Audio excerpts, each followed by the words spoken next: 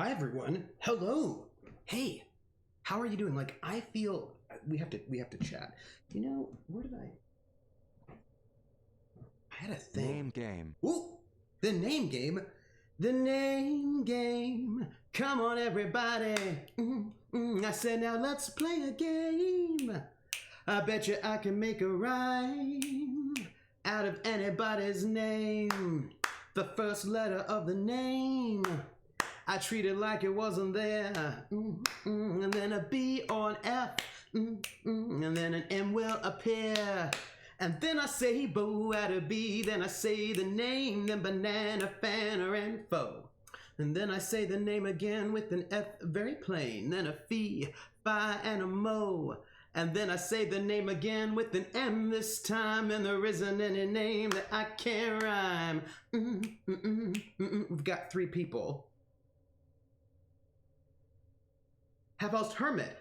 Have-housed hermit, have-housed hermit, bo-baff-housed hermit, banana, fanna, fo-faff-housed hermit. No, I'm putting F's everywhere.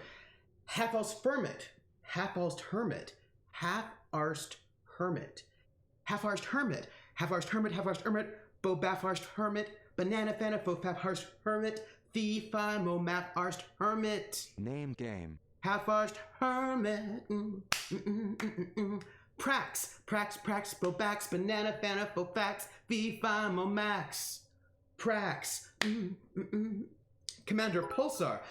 Commander Pulsar, Commander Pulsar, Bomander Pulsar, Banana Fanna, Fomander Pulsar, Fee-Fi, Momander Pulsar. Commander Pulsar. But if the first two letters are ever the same, I drop them both and say the name like Bob. Bob, drop the B's, Bo, Ob, or Fred. Fred, drop the F's, Fo, Red, or Mary. Mary, drop the M's, Mo, Airy. That's the only rule that is contrary. Be right, be right, be right, bo, E right, banana, fanna, fo, fee right, fee, fi, mo, me right. Be right. Hey everybody.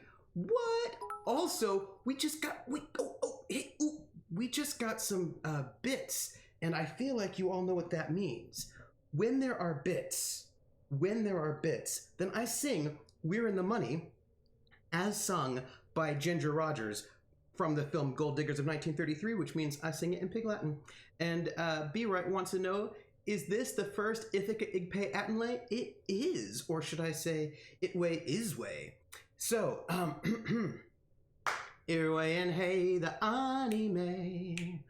Irway and hey the anime. Eve way at gale at way of way at weeks to uti at gale young way. Irway and hey the anime. Either I skays or ani say. Oh man, the 80 ash and pray, ooh, yare, ooh, through you a stand way young rayo. Ewe ever need eat ray at lions lay, of way at brians lay, ooh, te day. And when we see the anly or ukle at the eye are in the eye, we're in the money, we're in the money. We've got a lot of what it takes to get along. The name game. We've got 5 subs coming. Ooh, that is so exciting. Be right. I want to thank you for those gift subs. Oh, that's so exciting. Hey, Be right. Thank you for those gift subs. But you know what that means? We have an N, an L, an H, a P, and an A. That's not a B, F, or an M. So, the name game. Come on, everybody. I said, now let's play a game. I bet you I can make a rhyme out of anybody's name.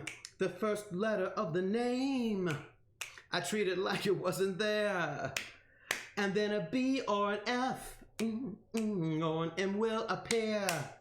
And then I say bo at a B, then I say the name, then banana, fanner, and foe. Then I say the name again with an F, very plain, then a fee, fi, and a mo. And then I say the name again with an M this time, and there isn't any name that I can't rhyme.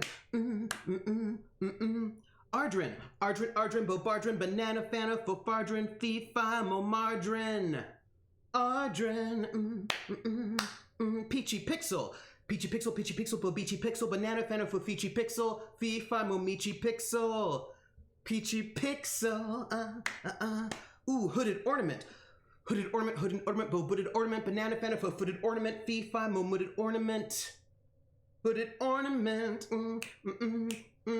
dot, dot, dot, bo, bot, banana, fana, fo, fot, fee, fi, mo, mot, dot,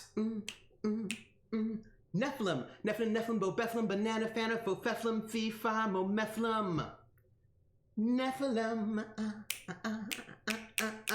Hey, it's so exciting. Hey, everybody. Also, KA2504, you just followed. Also, so, we have a follow song as well. And that song is, I always feel that somebody's watching me, and I have no privacy. Whoa, I always feel that somebody's watching me. Tell me, is it just a dream?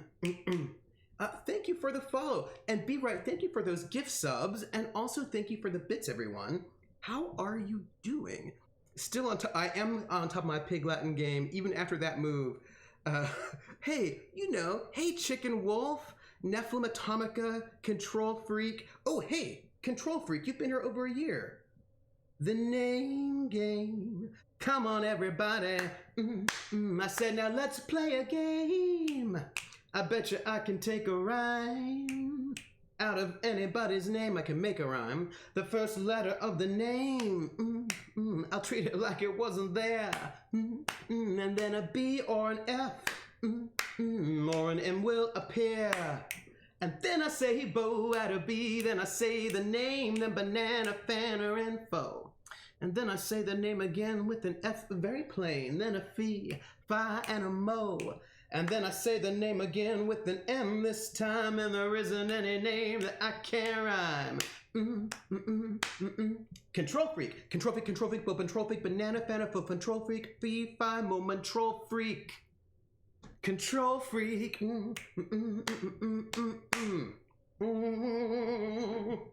Hey, everybody. Oh my goodness. Hi, everybody. That is amazing. Also, I see some lurking over there from a you know what I don't have unpacked yet? It's in one of my boxes. You can tell I'm not fully unpacked because right over there are 3 boxes that still need to be unpacked. And what is in those boxes? It's a question. It's unclear. It's unclear really what's in those boxes. Oh, my boom mic stand is in my box. One of those is over there, but the clamp for it, I can't find. But the point is, you can see that I have some boxes. So I think he's less neighbors now, so he's letting it out. Well, the thing is actually that I probably have more neighbors now because before I was in a dorm with no students in it, so that was pretty practical. So, oh yeah, I had to tell you something. What was it? It was Javai, I have so fewer books. It makes me so sad.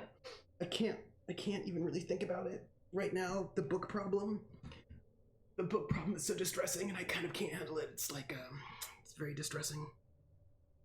Heaven is a dorm without students? Maybe. Hype train! By the way, Irway and hey, the anime. I see you, Atomica. Irway and hey, the anime. Iway at gele at way up, way at to ute at gele young way. Irway and hey, the anime. Either I skays or ani say. Oh, man, the 80 and pray. Ooh, yare, ooh, three, you stay on way on rayo. Iwe every eat bread, lay on slay, ev way at brains lay, ute day. And we see the end, the other ukle at the eye guy right in the eye. We're in the money, we're in the money.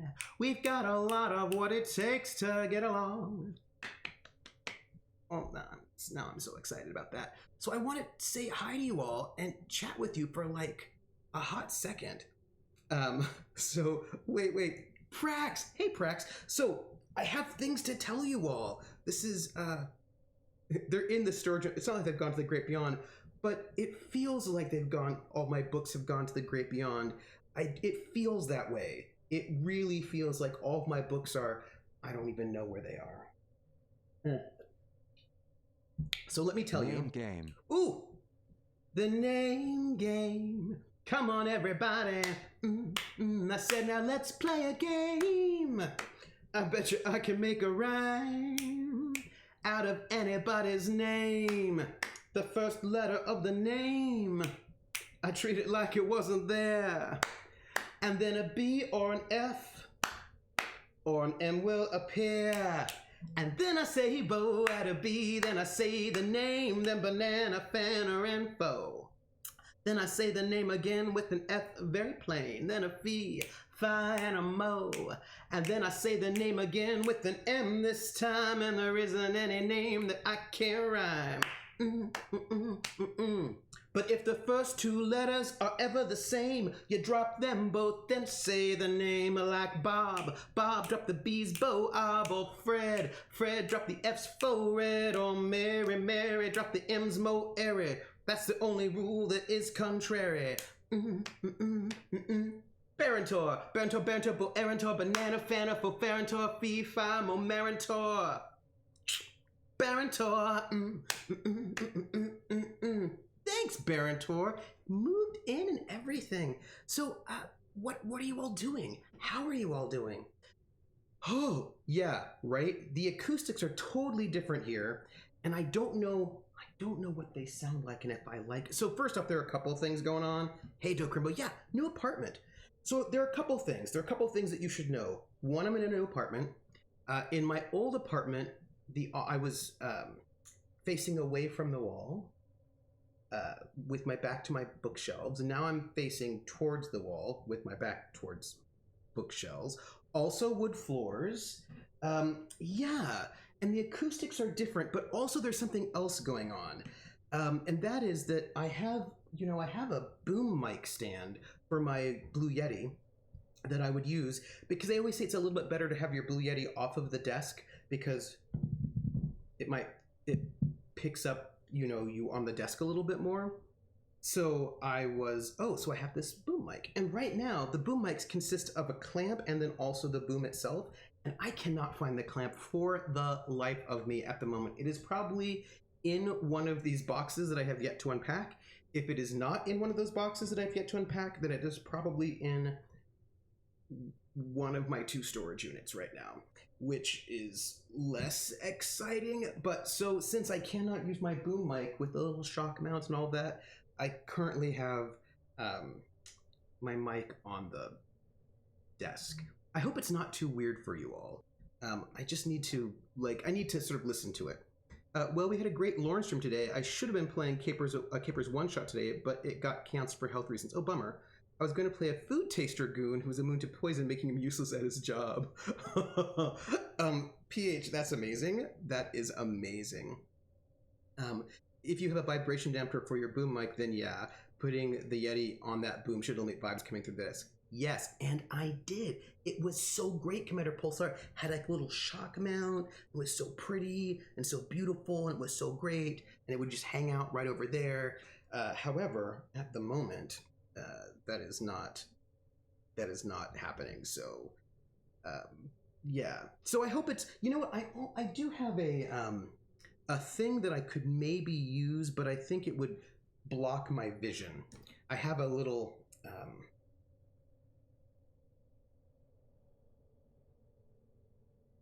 That is not even a word. I'm saying a word, like I'm saying words to you, and those words are not making any sense. It's right. It's a thing. Barentor knows it's a thing. It's a. Hold on. I'm gonna just get it for you. Hold on. I'm gonna just show you because it has a word that I don't know. It's a thing.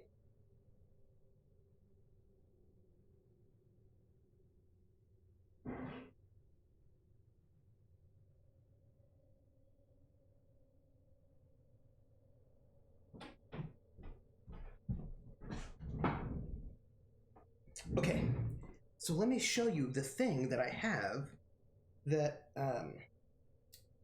it's a moving brain. Come on to my house. Come on to my house, come on. Come on to my house, come on. Come on to my house, I'm gonna give you candy. Come on to my house, I'm gonna give you everything. Fox, you are rating us, and Name game. I have to tell you something really amazing after this name game situation. I'm so excited. The name game. Come on, everybody. I said, now let's play a game. I bet you I can make a rhyme out of anybody's name. The first letter of the name, I treat it like it wasn't there. And then a B or an F or an M will appear. And then I say Bo at a B, then I say the name, then banana, fan, or info. And then I say the name again with an F, very plain, then a fee, fi, and a mo. And then I say the name again with an M this time, and there isn't any name that I can't rhyme. A frithial, a frithial, banana, fan, a frithial, fee, fi, mo, frithial. A frithial. Commander Pulsar, don't let them hassle you. You deserve an occasional break from unpacking to hang out with your friends. Thank you. Thank you. Asians Alexander, I see you were there. But I did 10 boxes yesterday. I was very, very excited. So let's see. There's a two-wheeler. He's obviously unpacking or set the scene. No. Just no, I totally wasn't packing. But so here's this thing that I have. Look, I did 10 boxes yesterday. I will point out something though. That all 10 of those boxes are filling up these two bookshelves. So it was because I only use the small boxes. Like those are small boxes. I only love laugh Lindy. I only use the small ones because I have to carry them myself. Scabbing Neck says unpacking is so much more time consuming than packing, and that is the truth. Do you have enough boxes left to form them into a circle so it can be a boxing ring?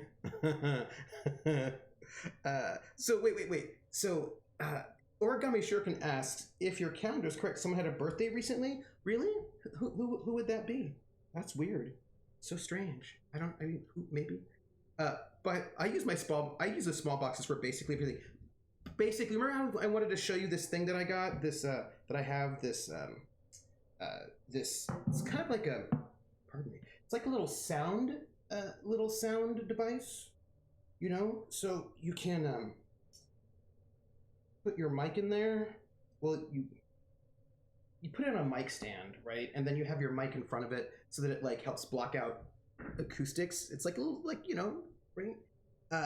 Yeah, you've seen it for voice acting and stuff. It's very nice, but the problem is, and I could put it on the other side of my mic. The only problem is, it's big. Do you know what I mean? Like, this is not a small thing, and it's not like my desk, the new desk that I have, that comes with the apartment, is really all that big. And if I put it on there, I think it would just take up. It would make it harder for me to see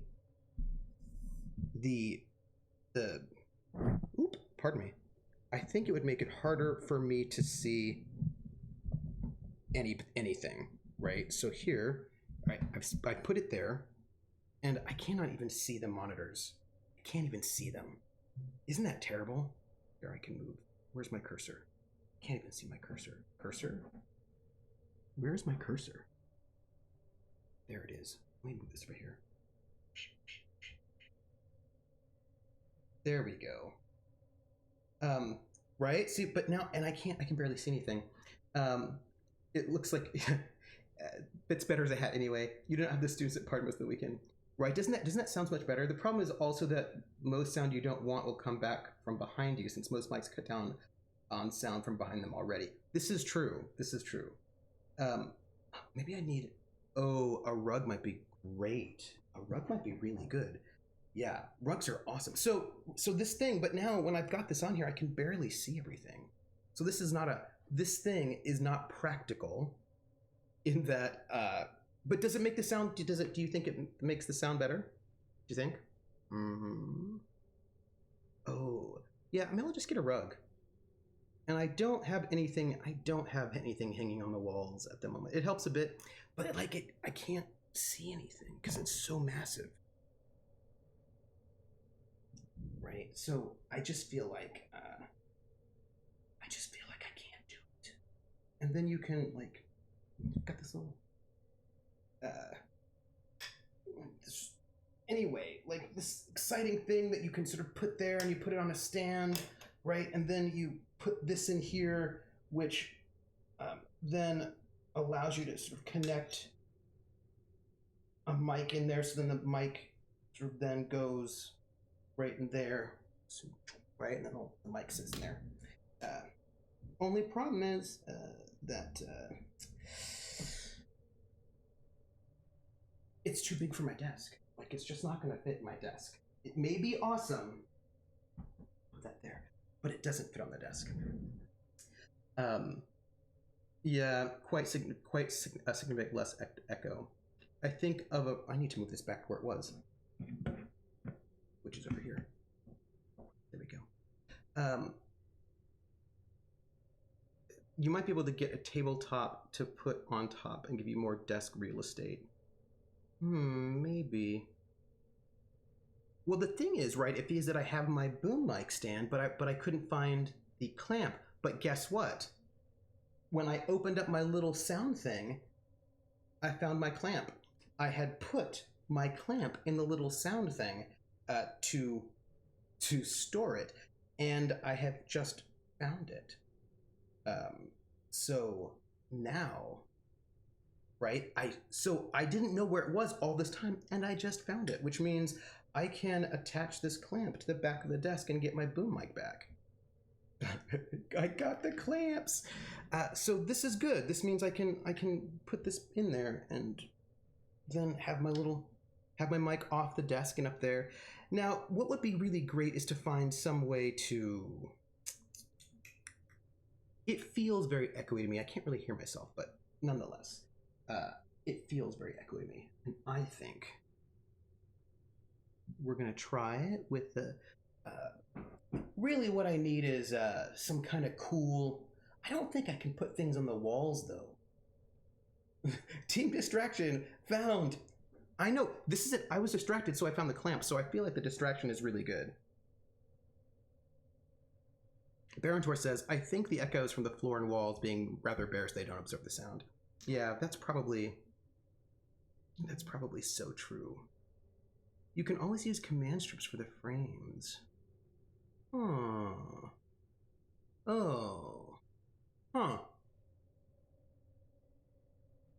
I could maybe like put something up on the wall that's over here. Do you know, like I could put maybe some sound absorby things on the wall. I hope it's not too echoey. Yeah, like a wall hanging, a rug on the floor. Hey, Ice Bunny, did you get enough to eat? You look skinnier than normal. No, I am the same. You always think I've lost weight, Ice Bunny, but I'm always like the same or a little bit more. You always think I lost weight, but I haven't done. I need some baffles. I actually have right over there. You can't see it. Right over there. I actually have a sound dampening hanging. I have a sound dampening hanging is what I have. And maybe I can command strip it and put it up there on the wall. But there is another thing that is going on here that I have to think about. Oh, thank you, Origami Shuriken. Yeah, the Lost Book's just the book storage. Mounds of Manners, The Grizzled, Fox in the Forest. I'm not too familiar with the rest of those boxes. What all made the cut for the travel team? That's Ace Intelligent. That's what I wanted to tell you. Have I found the donut shop? No, I've not really left this place because, you know, New York is taking the quarantine very seriously. So what do I have? What did I bring with me? I wanted to tell you. So I've got this bookshelf is my academic bookshelf.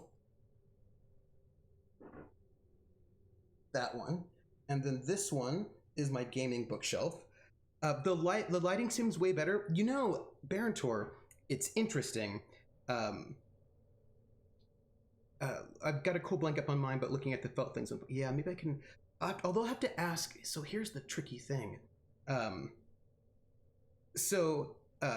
Here's what happened. I was talking to Pumpkinberry, who's amazing, and I said, Pumpkinberry, give me advice on my lighting setup because I want my lighting to be better.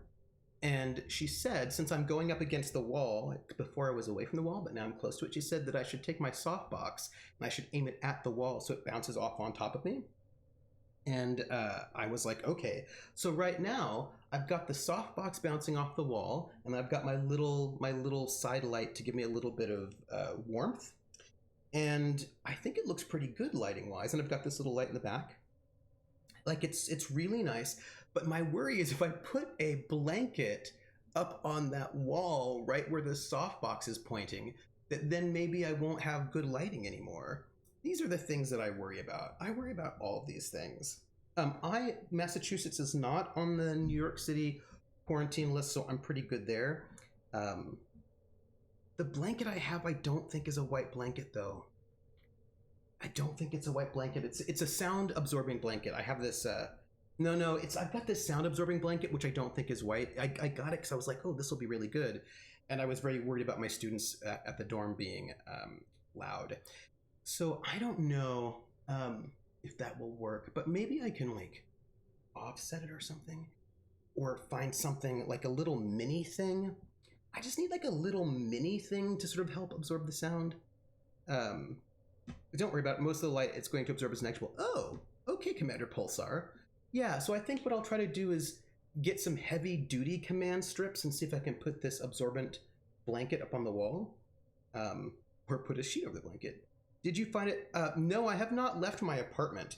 I have not been outside much. I just went to a store to get, to get some supplies, and then came back. I will say though that a lot of things are shut down here because, quarantine. A lot of things are just not really open. But that is kind of how we are. So I'm going to try to put up this blanket, and we're going to see how that goes. So let me tell you what I brought with me. So this is my academic shelf right here, and it's got all of my academic books. And up there, you cannot see, those are all like World War II books for the City of Light and Shadows game. And then there's some fiction over there, and all the rest of this is all academic stuff, including I need to order a new book. But then let me move, not this way, this way. That bottom shelf right there, that's all music. That's all music stuff. So I've brought my music stuff that is relevant for the banjo, so I've got all that. And then, oops, pardon me.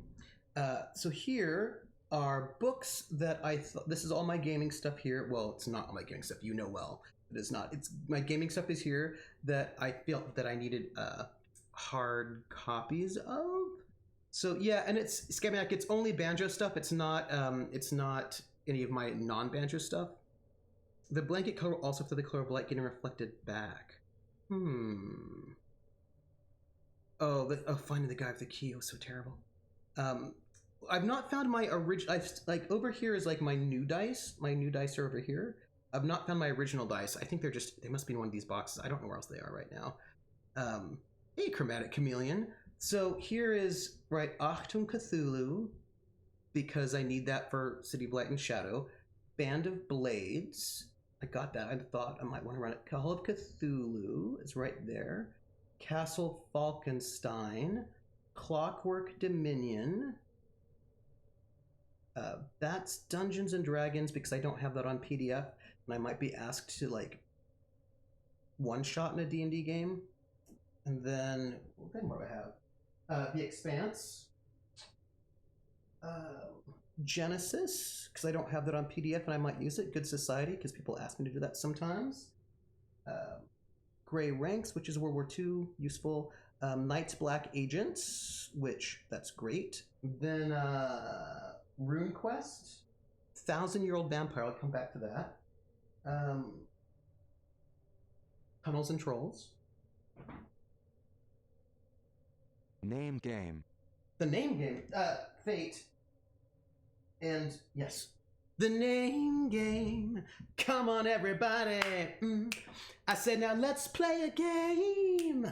I bet you I could make a rhyme out of anybody's name.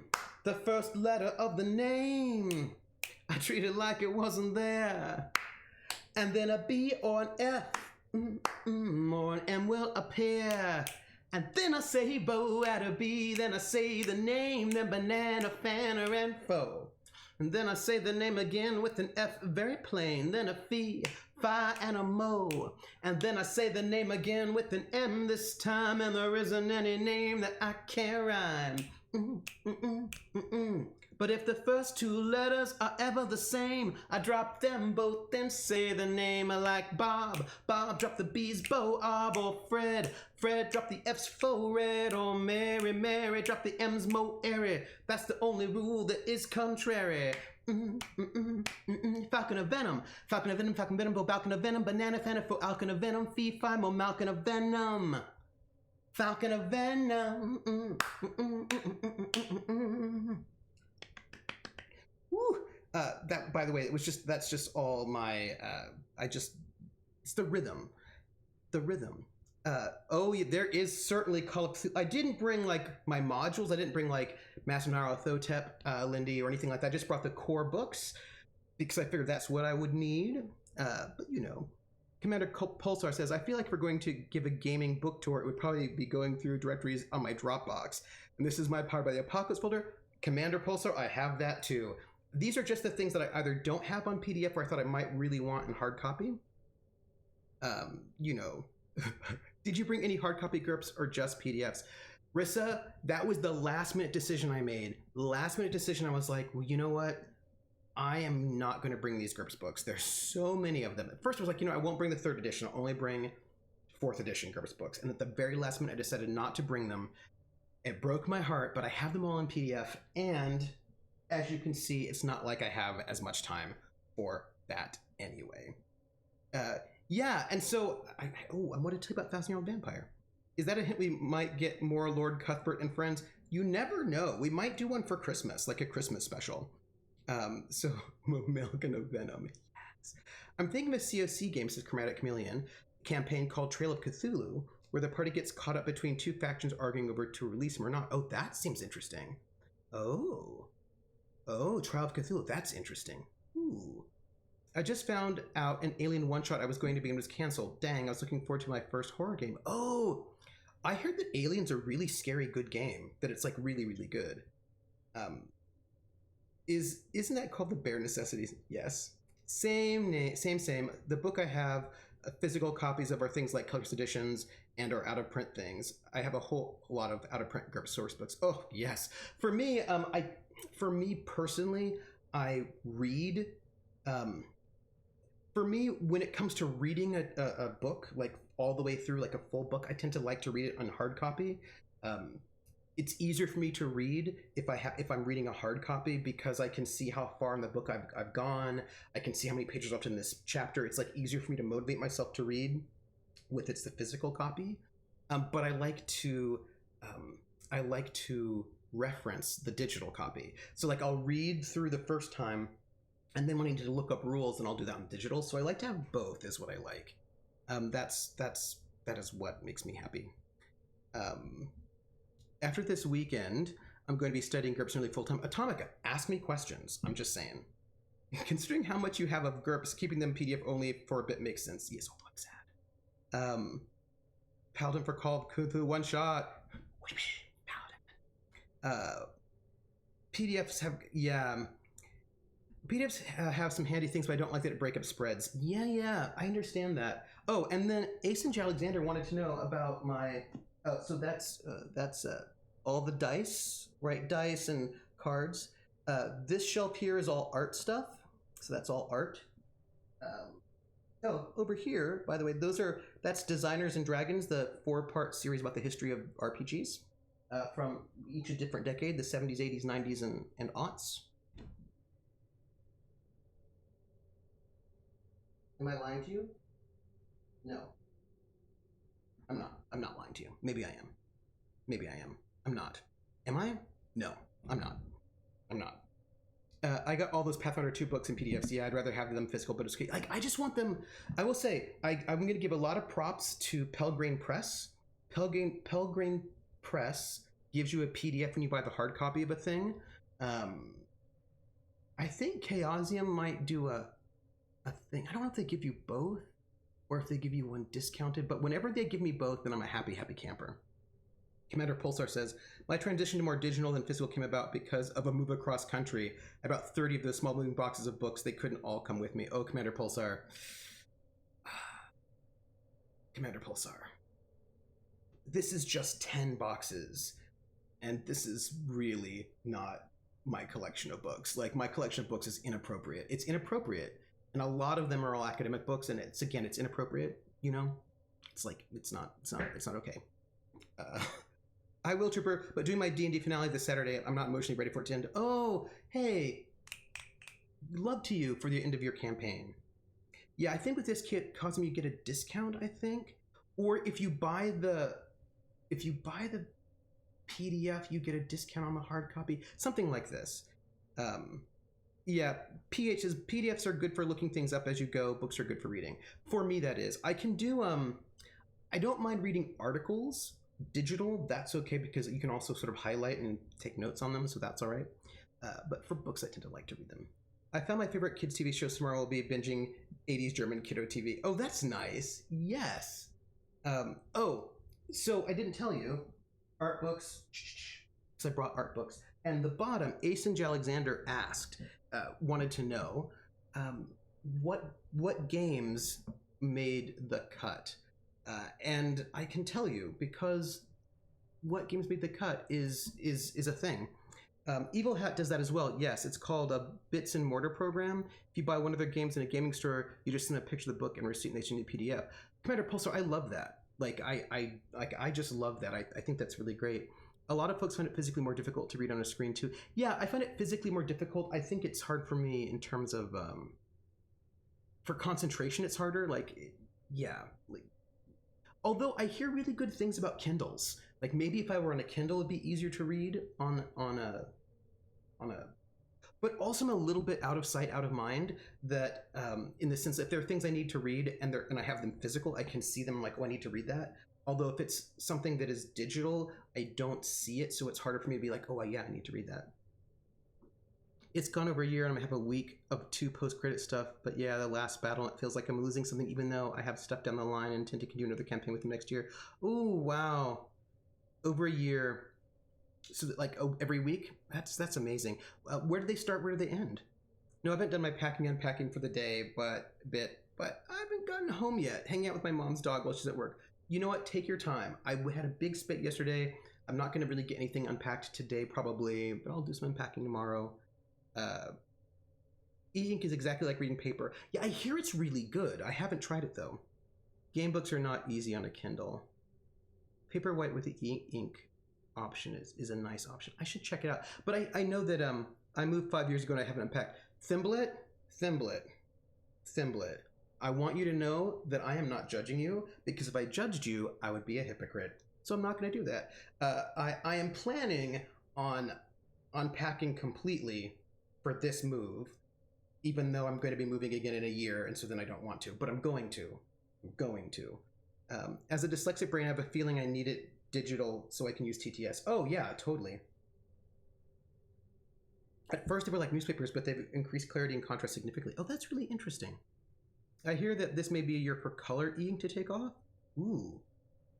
Yeah, I wanted to tell you the games that made it. So when it came to bringing games with me, I didn't bring many. I just brought that very small amount, and I mostly brought games that I could play by myself.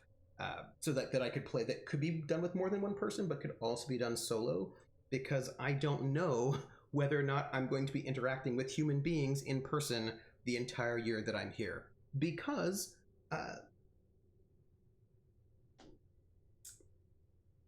quarantine. You know what I mean? Like, it's quarantine. This reminds me, I have to go and answer some emails involving, like, what do I want to do with my class next semester. I'm going to go online because I don't have to worry about that weird, creepy visa thing anymore with international students. So I'm going to go all online for my class. I've got a weekly meeting that I'm going to have to do, but I think that's going to be all online. I think everything's going to be all online next year. So I think, forget it, Trooper. It's quarantine. Krellin, I see you with your Chinatown references. I see you. What do we have? Where's my cursor? There it is. Javai says, I started reading a lot on my phone when I moved from Sweden to Scotland for uni. couldn't really bring a lot of books, so I didn't have a lot. No real good library for getting books I cared to read, and was unsure where I would go after uni. So I didn't want to get a ton of books, and digital tended to be cheaper. Yeah, I actually am pretty good at reading digital, like in transit. So like that's pretty decent. If I'm on a bus or something, I can read it.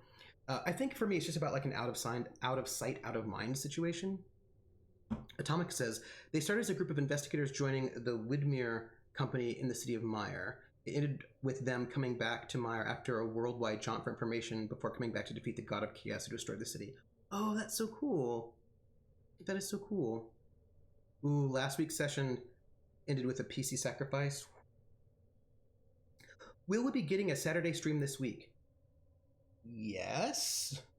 Yes. I have not yet worked out whether or not the PC, the PS4 in the next room, which is over there, will work it out. But I'm hoping that there will be a stream on Saturday, no matter what.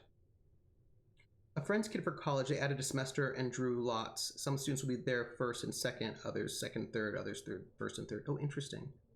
Huh. Yeah, it's real. It's real. The whole education thing is really tricky. So look, let me tell you. I kickstarted these 2 games, Castle Itter and Pavlov's House, which are sort of war games, but they're solo war games about sort of World War II, really weird World War II battles. And I thought that'd be kind of fun for me to do on my own. I mean, like it's got like an AI deck so that you sort of move your people, and the AI deck will control the enemy forces. So like a World War II, I suppose these 2 kind of solo World War II war games, and I can never find people to play war games with me anyway. So now I have done that, and that will be fine. So that's cool. And then I have my 3 Sherlock Holmes consulting detective games, which you can do solo or with other people. Mansions of Madness, which you can do solo or with other people. Legends Untold, which you can do solo or with other people. Arkham Noir, which is a solo game. The Game, which is amazing, and you can do solo. Fox in the Forest, not solo, but that's a great game for 2. The Grizzled, also a great game, also not soloable.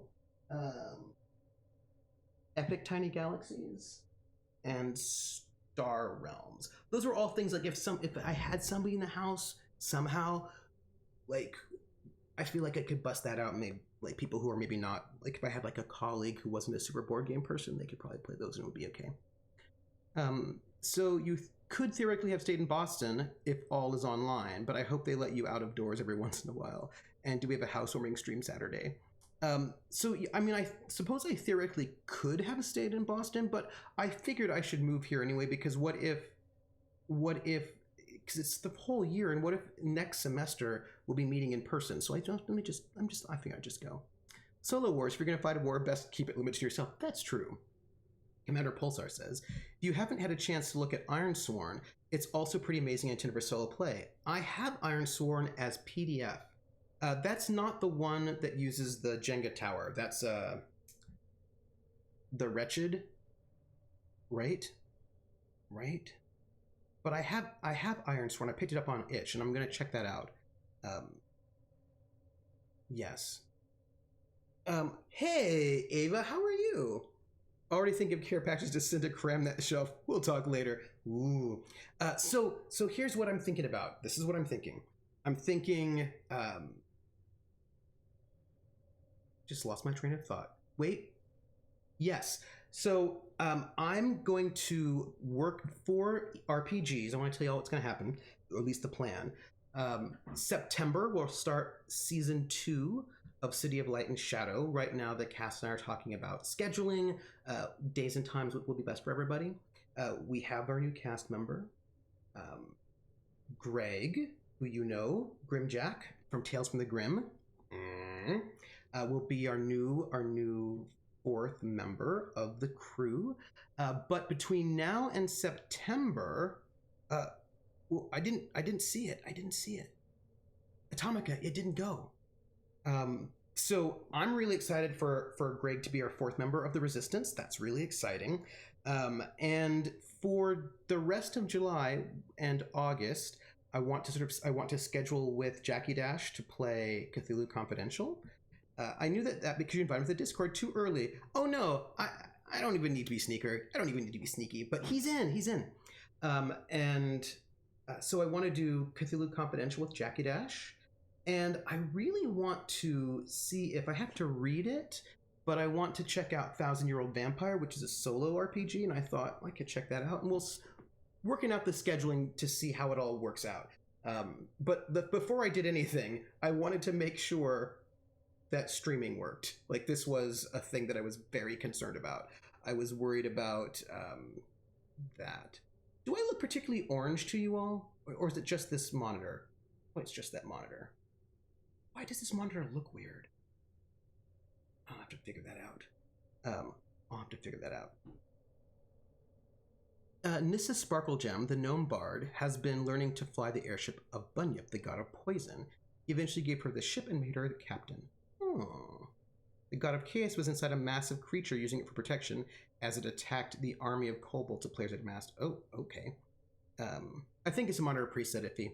So with the guiding hand of the goddess of the sea, a pirate, she came to the decision to crash the airship as she used the energy of her magical rapier, turning the entire airship into a magical rapier of energy and cut him out of it. Wow. Oh yeah, I'll be working my books. Wow, that's amazing. Might be able to change it with the buttons. Yeah, one arm looks orange, just one. You know, because this monitor has a different kind of color scheme than that monitor, so I actually think it's probably settings being a little bit weird, and I'll just fix it. So yeah, City of Light and Shadows in September, and let's see if I can get some Jackie Dash before, and maybe 1,000 years. So this is the current plan. That's what. So how does that work? Claudia already did a Cthulhu Confidential. Are there more than 3 you've already run? Is it going to be a new series? Can you tell us more about the setting? Oh, she's going to continue playing Vivian Sinclair. There is a warmer light there, but it's not orange. Yeah, I actually have a light here, right here, that gives me a little bit of warmth because I feel like I look really weird when the light is too blue. Do you know what I mean? I think it makes me look a little bit washed out. And so I try to make it a little bit warmer so that I look a little bit less washed out. Because I have a bit of a yellow undertone to my skin tone. And with the blue, it makes me look a little like, looks a little,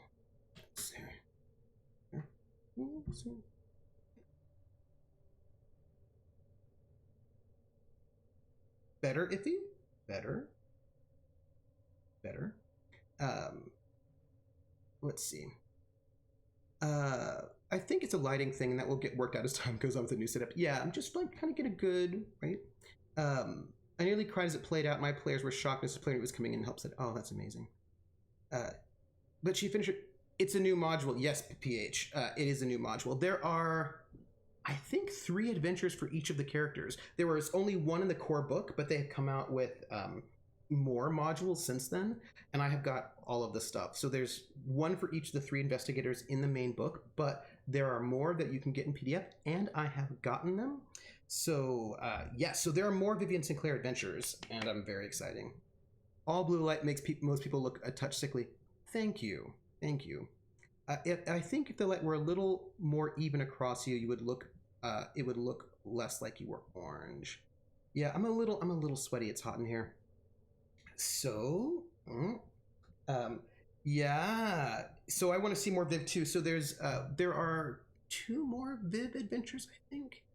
Maybe 3. I think there are 2, although there might be 3. So I'm excited, and Rissa was my guinea pig, and she did it, and I'm excited to see how that will go. What will come up next? Yeah. So that's exciting. I'm excited for more. So and Jackie Dash said yes already. We just have to work out scheduling now. I will go to sleep with the news of more Vivian Sinclair giving me good dreams. I hope. Have a good stream. Thank you, PH. Go to sleep. Go to sleep well. Do I have air conditioning? Yes, but the air conditioning is only in the living room, and it does not make it back this far. So the air conditioning is out there, but it does not help in here. That is life. I have a fan, but the fan's too loud. Lived through 1 and 2, looking forward to someday going through 3. Yes. Speaking of which, I need to talk to Marcus about making a new investigator in Los Angeles so we can do the other Los Angeles adventures, which is what I'd like. So by the way, I've made it less direct on me. It's now going past me. I hope that's better lighting wise. I also pointed up a little bit so it's not as direct. Crit Twitch, how are you? Oh, I didn't tell you all because we were chatting. I have a giveaway for today. Our giveaway is the indie action game Unrailed. That's our giveaway. And also I will be hosting Critical Role tonight if you want to watch it not on and chat with people in a friendly space that is not with 80,000 people. So sad Dex can't directly go through the other modules. I know, but he's dead. It feels appropriate that the only unequivocally good 1v3cc investigators is the one that died. Yeah. Oh, Dex. You look great. It's great to see you, and I'm just lurking, appreciating your stream. Thank you, Iffy. Trooper, bo booper. Boop. Name game. The name game. Come on, everybody. I said, now let's play a game. I bet you I can make a rhyme out of anybody's name. The first letter of the name I treat it like it wasn't there. And then a B or an F or an M will appear. And then I say bow at a B, then I say the name, then banana, fan, or info. And then I say the name again with an F, very plain, then a fee, fi, and a mo. And then I say the name again with an M this time, and there isn't any name that I can't rhyme. But if the first two letters are ever the same, I drop them both, then say the name like Bob. Bob, drop the B's, Bo, Ob, or Fred. Fred, drop the F's, fo, red, or Mary. Mary, drop the M's, mo, airy. That's the only rule that is contrary. Baron from Blast. Baron from Blast, Baron from Blast, Bo, Aaron from Blast, Banana, Fanafo, Faron, Bum, Flip, Fun Blast, Fee, Fi, Mo, Marin, Fun Blast. Baron Fun Blast.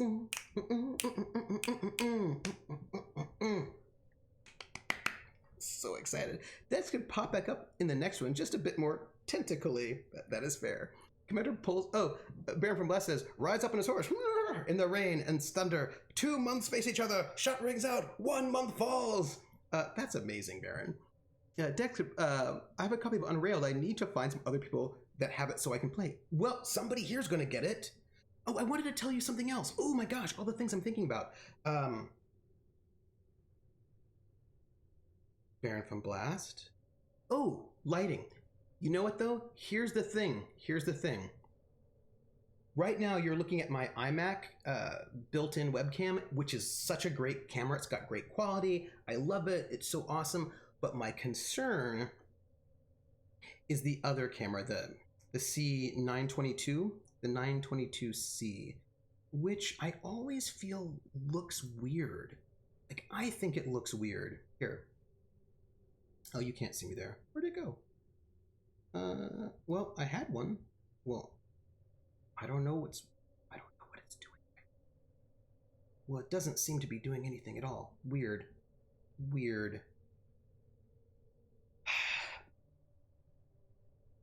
That picture was much worse. Yeah. So like I've got this Logitech and using lentil chips. The thing, Iffy, is that I can the adjusting it is a little bit tricky on the Mac because the software is a little bit iffy. Not ifrithial, but iffy.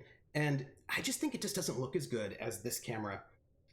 So like, but you know what though? It's fine because I'm getting a fancy new camera because we hit 1,000 followers, and I hope that fancy new camera I can put right over there and it will look better and it will be good is my hopes. Yeah, the new Max, like this camera is so good. I love this camera. Yeah, but I'm gonna get a new camera. It's gonna be really good. I have to do that. I tried using LUTs to make my C922 look better and never really found one that made it look natural. Yeah, and here's the thing. I think to make LUTs, I think you need Photoshop, right? Oh, hey, thank you for the conversion chromatic, Chameleon. I see you. I think you need Photoshop to be able to make a LUT, right? Oh, you didn't make any LUTs, you just downloaded some. Oh. Really?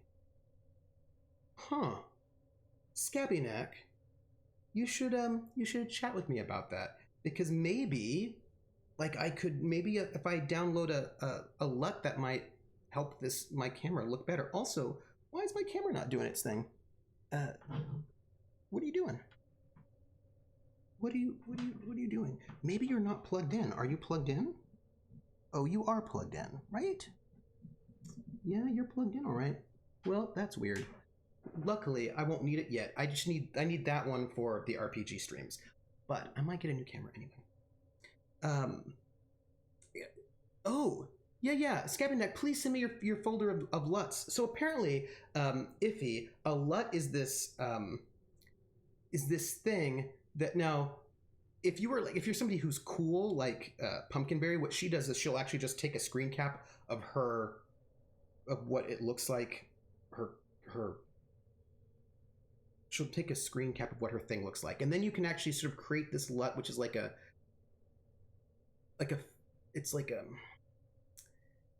it's like a filter, right? It's like a filter, but like you can sort of make one in Photoshop, and then you put it in OBS, and then it filters what is going through the camera, so it can make your lights look like your color look better. Like I've seen a Pumpkinberry when you see her with the default, with what her C922 looks like by default, and you're like, and then she puts this filter LUT on, and I was like, oh wow, you look amazing. The colors just look so much better. So there are apparently these really great things called LUTs. Is it a thing? It's a thing. It's like, but I don't know what it stands for. Like light under time, limping underwater tentacles. I don't know what LUT stands for. It stands for something. Yes. I used a MacBook Pro in high school. It was really solid all around, but I don't think it was good enough to justify the price. Only got it because every student in my high school got a MacBook for their studies. I has a yeah. You should if you have a Photoshop, it's a thing. LUTs. Yeah. So I have to work out what's up with this camera and figure that out, and I'll do that later. Lookup table. Scabby Neck. Lookup table is not nearly as exciting as like limping underwater tentacle, which is way more exciting of a thing, right? Like that's just way better, right? Limping underwater tentacles.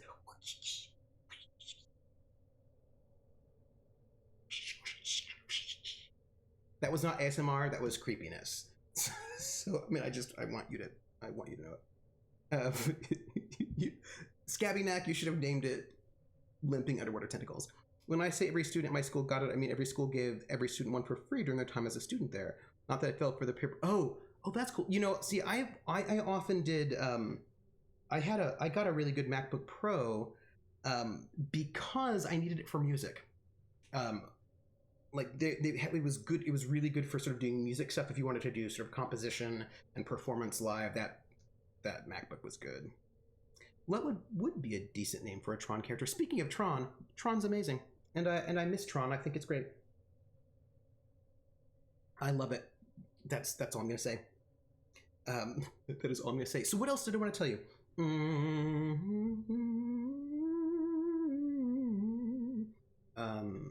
I'm gonna try to put on the new thing. See how that works. I'm gonna get a camera, so I can make some YouTube videos about things that we need to talk about on the YouTube. And I'm gonna write my book, and I've got games, and I've got stuff, and we're gonna play Wandersong. That's what we're gonna do. I think. Oh, also, I think you all are great. Do you know that? I think you all are great, and I appreciate you all. I appreciate you all very, very much. One of the schools I went to, I had to buy a MacBook Pro for, but it came loaded with programs for the school. Oh, interesting. I think also, where am I? Oh. So it's been like 14 years since we've been here. And I thought I should tell you what we're doing. We went and we got the song, the world song, the earth song from the King of Rule. And we performed it, but it didn't work. And we learned that was because we need the other half of this. That was only one half of the song. We need the other half of the song from the Warring Kingdom of Chaandesh. and we are going to go to the warring. Let me get my cursor to there. Get my and also let me move this back. There we go. And then we're gonna just we're gonna find out what's up. Yeah, pretty sure my high school decided on MacBooks was because it had a focus on media as a school. I didn't do media at all, really, but the school was based on it, so the stuff was built around it. That makes a lot of sense. Commander Pulsar says, I'm a huge Tron fan. I have a folder of Tron things I've been working on for Fate. Ooh, I think Fate would work well for Adventures on the Grid. That's really interesting. I think it would probably do really well. I think you could do a lot of really good things in Fate for Tron. I think you could also do Tron in... That's interesting. So right now... What if I did that? That looks better, right? Maybe? We'll do that. Yes, that's what we're doing. So no, like, we're gonna...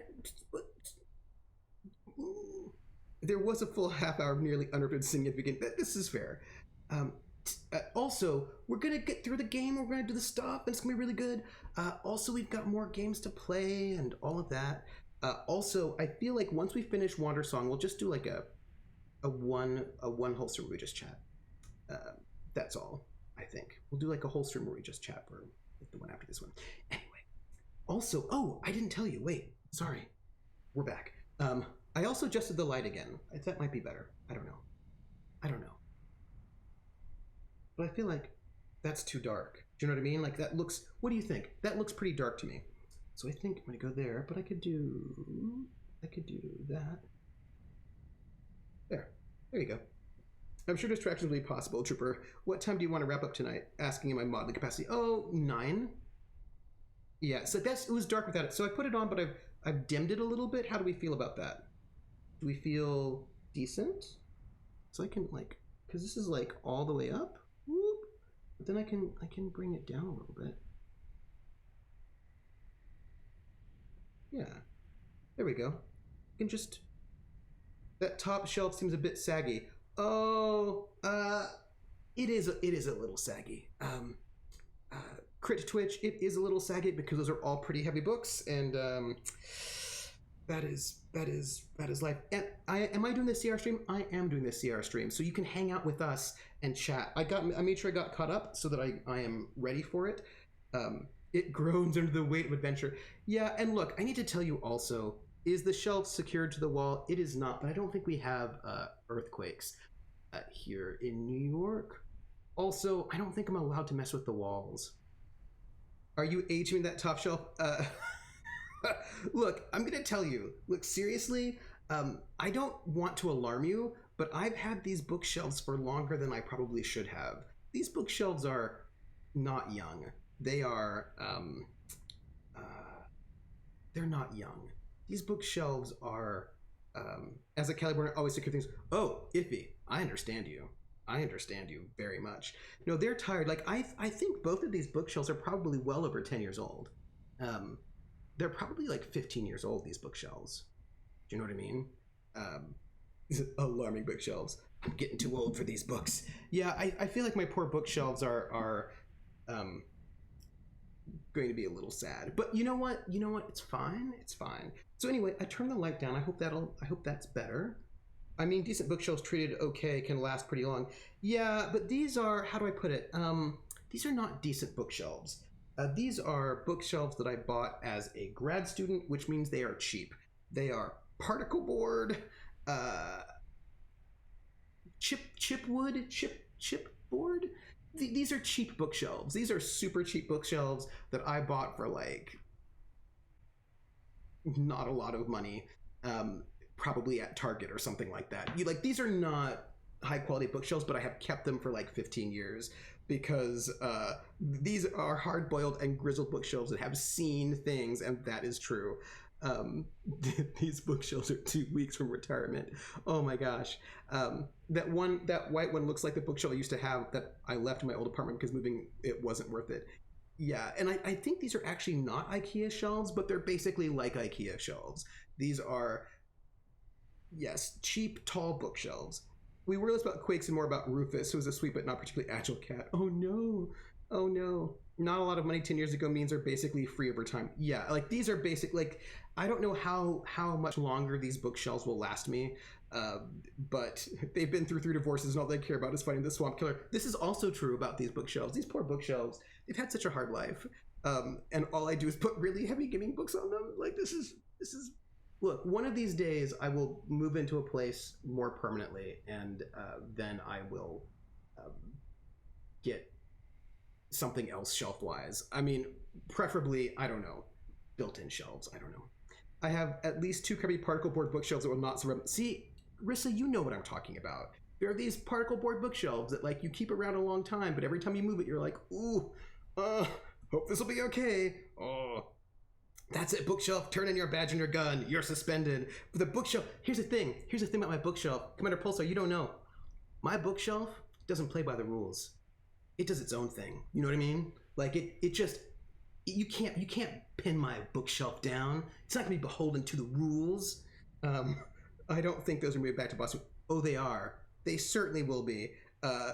Lose one of those shelf holding. Oh gosh, I hate it when you lose that shelf holding pegs. I've got a little thing for my TV, and I've lost one of those little shelf holding pegs. So I put a little nail in there so it wouldn't like wobble. That's you're a loose cannon, bookshelf. Oh, there's a really bad movie I have to tell you about. It's really bad. I have to tell you. Job complete. I've packed what I planned for the day. Oh, good. Welcome in. Well, okay. Well, now I'm terrified after Trooper said that. My bookshelves are for peer review. Oh my gosh. Loose cannon cop that doesn't play by the rules is a horrible propaganda. We should stop perpetuating it. Those sorts of cops, they do. They're bad. It's like no good. Ziploc bags and masking tape never lose pegs or screws. Oh. Laugh, Lindy. This is why you're valuable. Oh, Crit Witch, go to lurk. Trooper, look for library bookshelves if you look for something lasting that can take the weight of all the academic and gaming books. Oh yeah, that is definitely what I need. Moving to put the pegs in a Ziploc bag and tape it to one of the shelves. So I don't know if you ever watched like I like those decorative boxes. Hey, how are you? Yeah, I'm gonna finish unpacking them. I just have to, like, there's stuff in there that's you know when you're like, wait, like, you know that top one right there, that is full of paperwork. It's full of papers that I've got to go through and be like, oh, what paper is this? Do I need this paper? So that's like a box of paper that I have to just go through. And then below it is like, I don't know, there's some cables in there. Why do you have a lifter? Oh, I just moved. Trellis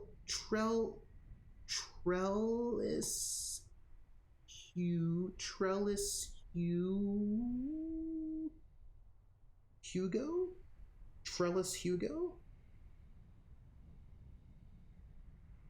I got it. Trellis Hugo. I just moved. I just moved, and Ted. Hey, Ted. Yeah, I just moved, so I've been, hauling things around. And I still have maybe 15, 16, 17 boxes left to unpack. And 3 of them are right over there. And one's over there. So like there's 4 boxes that need to be unpacked in this room. And then like there's 3 in the bedroom, and then the rest are in the living room hanging out. The opening of The Incredibles, where Helen has finally unpacked the last box over 3 years, is a big mood for me. Oh, I know that mood. The good old box of random paperwork you decide not to throw away at some point. Right, because it's like I have to actually go through it, but when you're in the move, you're like, I don't have time to go through all this paperwork right now. I'm going to just go through it when I get to the new place. Having a shredder helps. I actually have a shredder right over there, and I'm going to go through everything, and if I don't need it, I'm going to shred it. I have a box of journal books that have moved unopened twice with me. Oh, I know that life. Oh, hey, I want to tell you one last thing. So, I had internet problems where, first off, they gave me a modem for this apartment. They're like, here's a modem. Well, but this may not be the right modem for the apartment, so it may not work. And I was like, oh, okay. Because this apartment comes with Wi-Fi. And I was like, hey, what speed of Wi-Fi is it? And they're like, it's really good. And I was like, what is the upload speed? because I'm streaming. And they're like, we don't know. And I was like, oh my goodness. And then they said, also you have to get your own, you have to provide your own wireless router. So I was like, oh, okay. So I go down to the store. I go to the cable company store because I was like, they probably have a good wireless router. So I was like, hey, cable company, Spectrum, can I get a wireless router for this apartment? And they said, we only have combined modem routers. And I was like, that's fine, I'll get that, that's fine. I said, what is the internet speed like at this place where I'm at? And they're like, it's bad. And I was like, oh, I knew it. So I upgraded personally. So this is like my first time streaming not using university internet. And I was like, oh, I hope it'll work out. But it looks like I'm not, I don't have any dropped frames. It looks like it's good.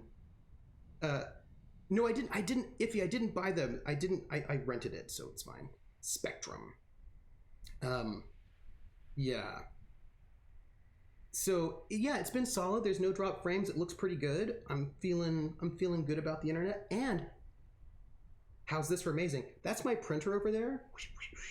And this printer is able to connect to your computer via the Wi-Fi. Except that in the dorms, I could never get it to work because I didn't actually have control over what the Wi-Fi stuff was, so it never worked. But now it does. I can link you a good Wi-Fi router to use. Only cost me $30. Oh, but as it turns out, that the modem that the apartment gave me didn't work anyway. So I actually needed a modem and a router. So I got, for $60, I got the whole thing for the year, and we're good. Oh man, I miss living in Chattanooga. Fiber optic internet and the speeds were amazing. Ooh. Like 70% of all my junk was paperwork. That is fair. I need to test streaming mine, please. Oh, you should. So I'm feeling really good about it looks good. The only thing I've got to do, like the lighting seems pretty fine. This sounds a little echoey, but maybe we can put a thing, I have to get command strips, put a thing on the wall, maybe get a rug. I feel like it's good. Now I need to just get a new camera for when we do the RPGs, and I think we'll be brilliant. So are we going to Chaandesh? Guess so. We definitely don't want to go back to Rule, since I busted you out of jail. We're basically fugitives now. Oh, speeds are good where I'm at, but 1 gigabyte second download is for cheap spoiled me. Ooh. Nice. That's nice, Commander Pulsar. I have a 10 megabits upload speed because I was told by all the people on the internet that you need 10, and that was not what this apartment complex had. The apartment complex also has free cable, but they did not provide a cable box. And I was like, hey, I need a cable box. And they're like, and I don't know if they know where one is, so I think they have to go get one. Like, it's a whole, and also then they didn't have a furniture in the apartment. It was like a bunch of stuff. It was a little bit of madness. Oh, you need it for graphics. Oh yeah. Iffy, you're cool. Yeah, I told you, rules, they gotta be broken.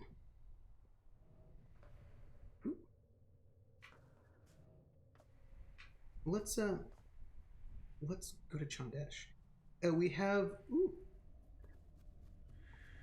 a lot of perks if you move here. Just please don't call us on them. Yeah, Scabbynack. There was I don't know how much of a limit it is, or if it was a bunch of ridiculousness. Oh.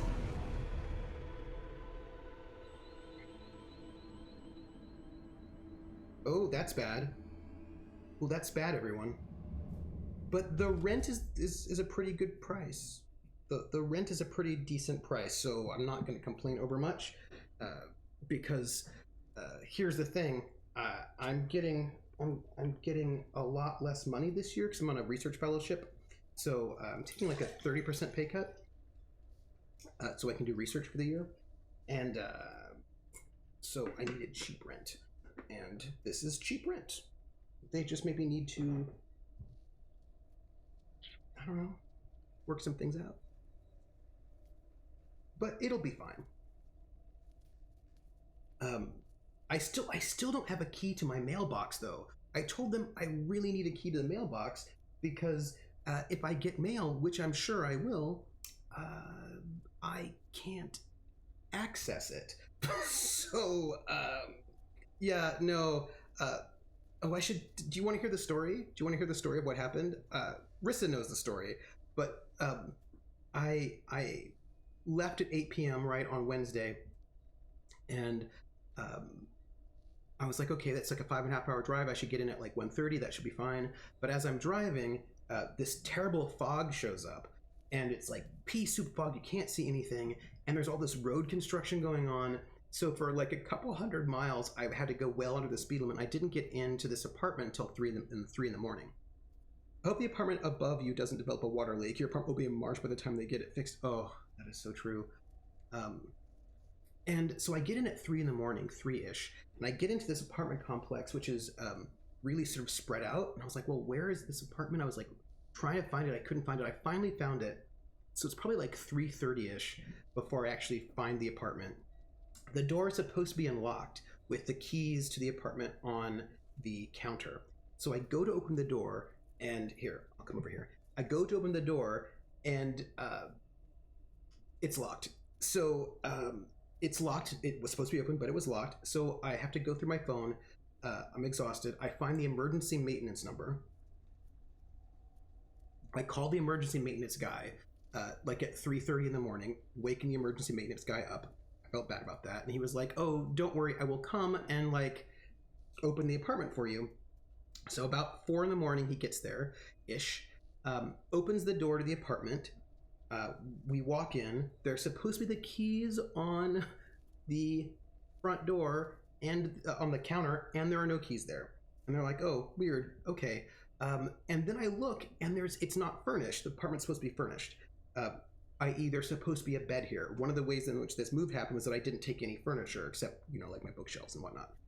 So there's no bed. And I was like, or anything. And I was like, I need to sleep, though. I need to go to sleep. And he's like, okay, well, why don't, come with me? So, I walk with him to, their storage space. We carry a mattress, not the whole, just the mattress, not the box springs. We carry the mattress back to the apartment. We put it on the floor, and he's like, okay, great, thanks. Yeah, I was questioning whether I was in the right apartment either. And then, of course, the stove, you know how there are drip pans on the stove? The stove didn't have any drip pans, so it wasn't put together yet. And I was like, oh, okay, well, you know what? It is now 5 in the morning. I need to go to bed. So I go to bed at 5, 9 o'clock in the morning. There's a knock on the door. They show up with all the furniture. They put the furniture in. They have 3 of the drip pans. They don't have all 4. The 4th drip pan came in today, a week later. And then they don't have the keys, so they change the locks on the apartment door so that I can actually have keys, which is fine. They give me the mail room. They give me the mailbox key, and then the guy's like, "Oh, before I give this to you, let me just check to make sure it works." And then it doesn't. So he's like, "Okay, I'll get you a mailbox key. I still don't have one yet."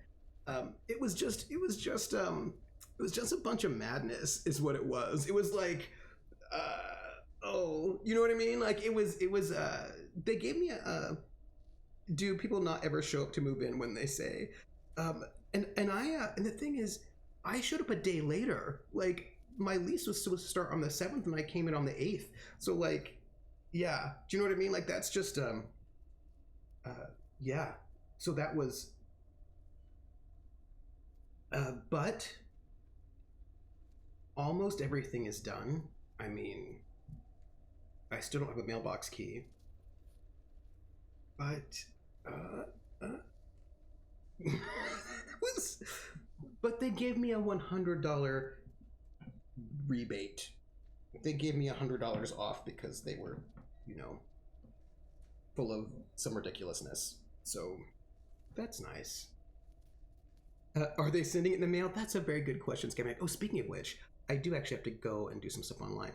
I was so worried about you trying a lock door in the middle of a pea soup fog in the middle of the night in the middle of the pandemic. Yeah, I was worried about that too. I was like, oh no, this should be the right apartment. I was so worried. Yeah, but okay, I'm here now. So yeah. Oh gosh. Viv, we screwed up. Yes, I can plainly see that. What do we do? Are they okay? No, they look pretty dead. I don't want to poke them. Ah! Oh. Love, laugh, Lindy. Love, laugh, Lindy. Lindy, I love Silent Hill. Like, I love Silent Hill. Silent Hill 2 is one of my favorite video games of all time. It's one of my favorite. Silent Hill 2 is one of my favorite video games of all time. So I am just enjoying some. I enjoy that reference. How's the tap water? I have a Brita filter.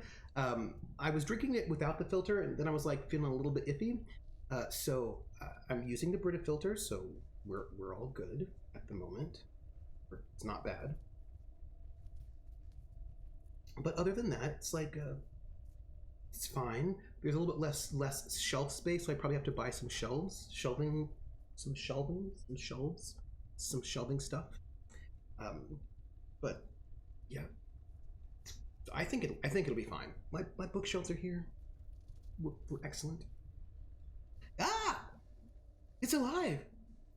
I'm alive. You're alive. My broom. She's alive too. Oh, thank Aya. Did you creep shoot us down? Yes. We're really sorry. We didn't know you were witches. You're not supposed to be on the border. We helped you land safely. But what are you doing out here? None of your business. Flying? Viv, I think they're on a secret honeymoon. No? Oh my gosh, they super are. We're really sorry we messed up your romantic flight. Ah, you didn't.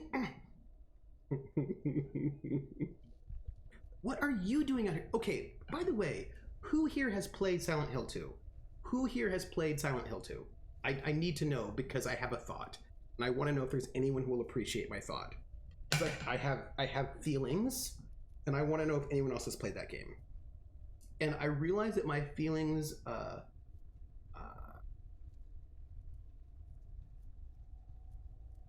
people will dispute my feelings, and that's fine, but I don't care because they're still my feelings. They're how I feel about it. And I've never played it, but I've read enough about it to basically have fair. Okay, so Krellin, Lindy, have you played Silent Hill 2? I want to know who has played Silent Hill 2. Because I have a theory about it that is not supported by the text and is actually actively contradicted by the text, but I don't care. So, and I recognize that I don't care, but nonetheless, this is all I'm saying. Like, I have my own headcanon. I have my head. Thank you. If you have my headcanon, and this is my feeling, because thank you. So this will be very spoilery if I tell you. I mean, so I just want to make sure everybody's okay with me spoiling some stuff about it if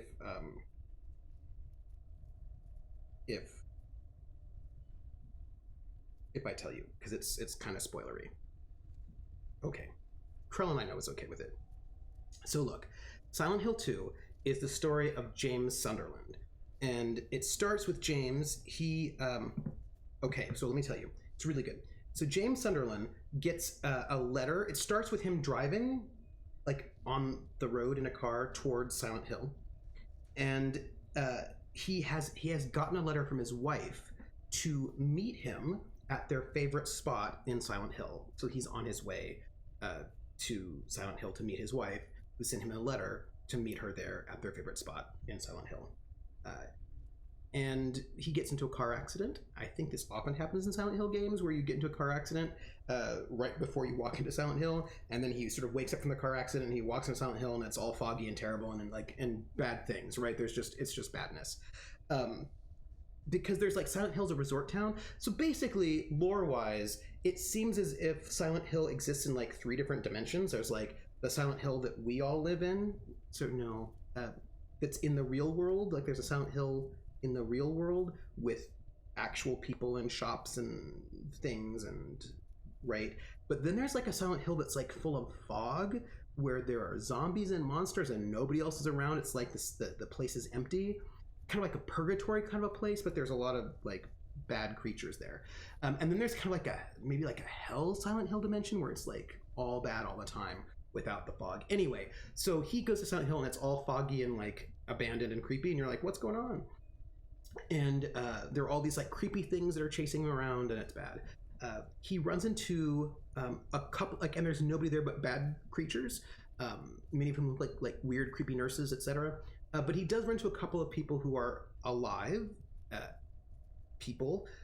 He runs into this woman named Angela Roscoe, who like seems to be having like the people that you run into are people who are having problems in various ways. Anyway, he runs into this woman named Maria, and Maria is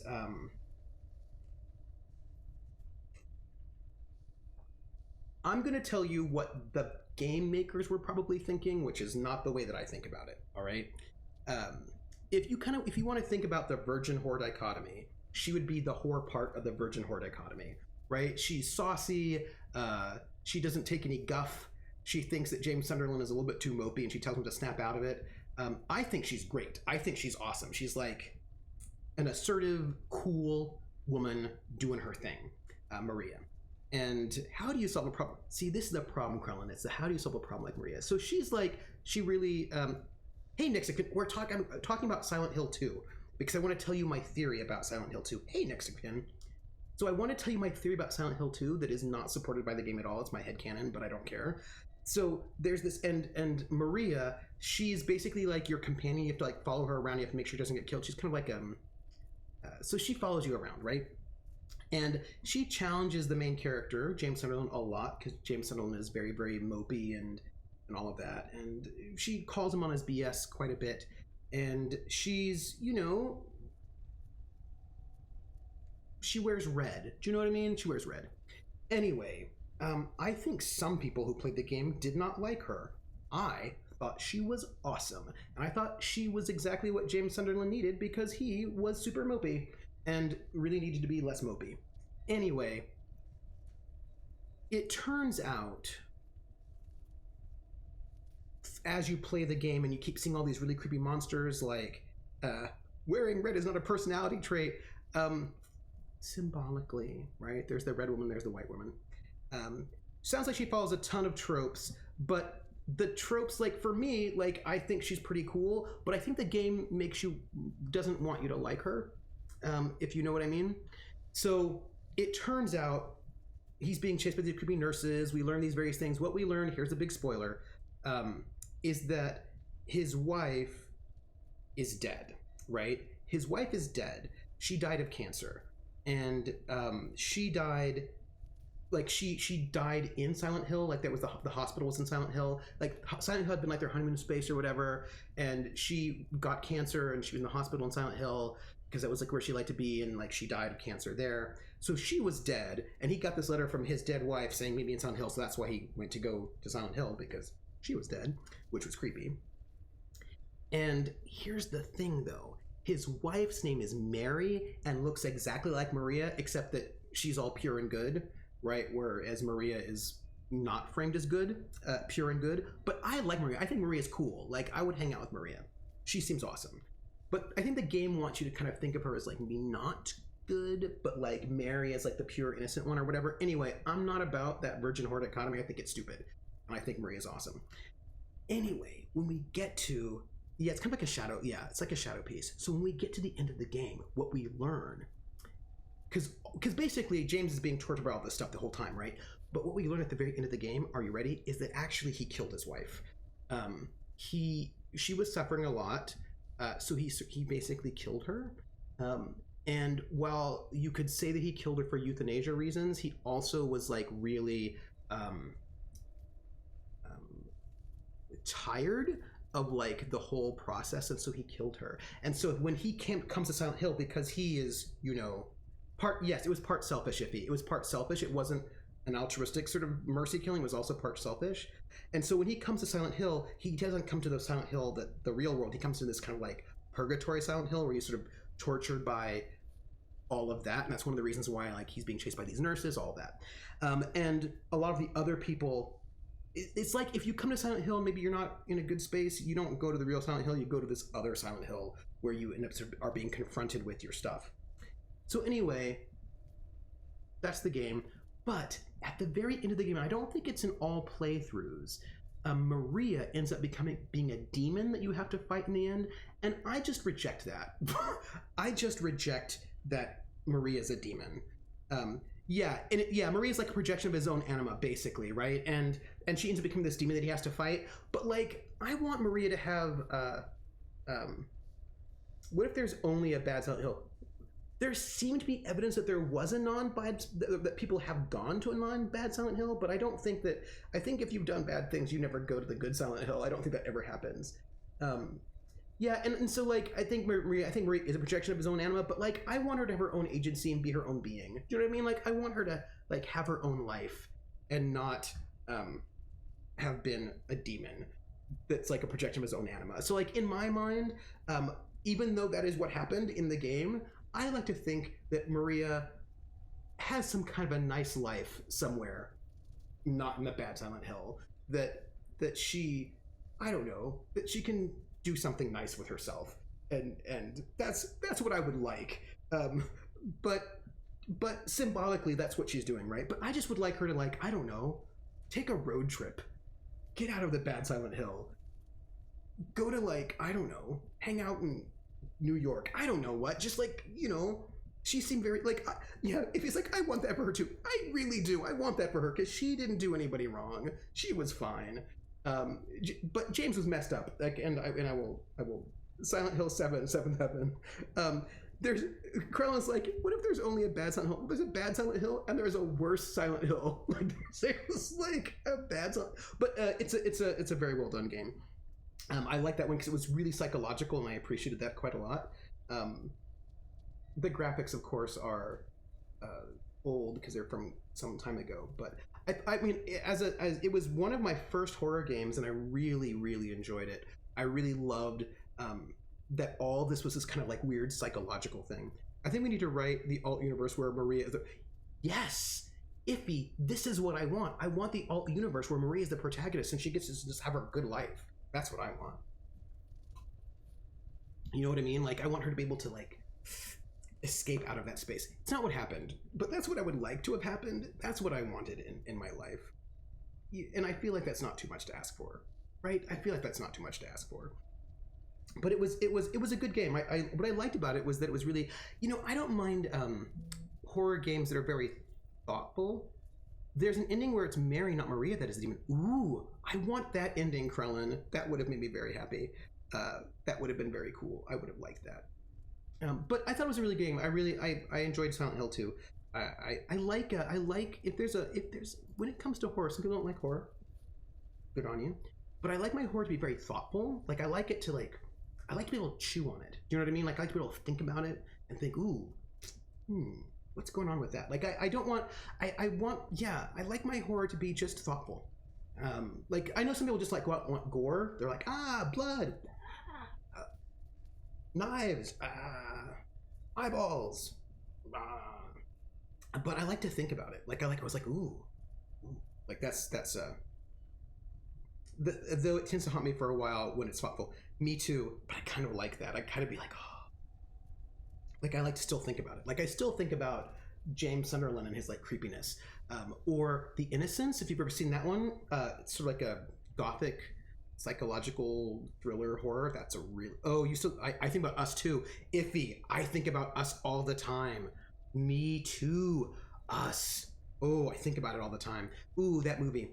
That movie made me think. Oh yeah. Hey, Dervish. Oh, interesting. I've never seen Silent Hill, but just ran into it at an Isekai novel when it seems to the eyes of people playing through it to learn martial. Ooh, interesting. Ooh. Yeah, Us has got so many layers, and I want to be able to. I don't know. Maybe it's because maybe it's slightly distracting for me from the horror to be able to have something to think about. But I do appreciate having something to think about, so that there's something going on there, right? Like I like that. I think that Get Out is the more popular of the two, and that sort of makes more like I think that Get Out is more straightforward, right? I think that as a horror film, Get Out is more straightforward, and I really like Get Out. But Us leaves me with these really interesting questions about ethics and oppression and our role in oppressing others, even if we don't know it. It makes me think about like metaphors for the third world, for all sorts, like just like a whole bunch of stuff, right? American imperialism, like so, like basically, Us gives me lots of things to think about, and I still think about it, and I like that about Us. I like that a lot. Also some satire, but also just some strange details. Yeah, and it makes me like chew on it, right? So like it sticks with me still. Us is sticking with me. I'm not a fan of gore, things like Saw or The Purge. I prefer suspense or cosmic horror. Yeah, me too. Or like a good thriller, and like I can handle some horror. Like I really liked Nightmare on Elm Street, the first one, except cutting out the last 5 minutes, which the director didn't want to put on there for sequel purposes. Even though that was like a slasher film, because it was like it had like an interesting cosmology, like there was like a whole well realized sort of cosmological basis to what was happening, so that was really interesting. Did you watch that film? Gosh, let me know. Let me know. Yeah, so I was interested. I like oh, Scary Stories. No, I didn't see that one. Is it good? Is it good? It was GDT produced. I will have to look it up. I don't know. I just want my horror films to like creep me out and make me think, like in a good way. It is thoughtful. Oh, I'm gonna have to. I will Scary Stories. I will check it out. I think I should also. I heard good things about Jennifer's Body. The marketing was really bad, so I wasn't interested in it. But then I heard it was actually really good, so I should probably check out Jennifer's Body as well. Yes. I heard it was a lot more thoughtful than the marketing for it would lead you to believe, is what I was told. Marcus didn't like it for some of the reasons I like it. Oh, well, now I have to go see it, which is fascinating. Oh, ooh, now I have to see it too. What are you doing out here? Midsummer was also. I heard really good things about Midsummer. Like there are a bunch of films that I want to see. I want to see Midsummer. I want to see The Babadook. I want to see what's it called? Inheritance or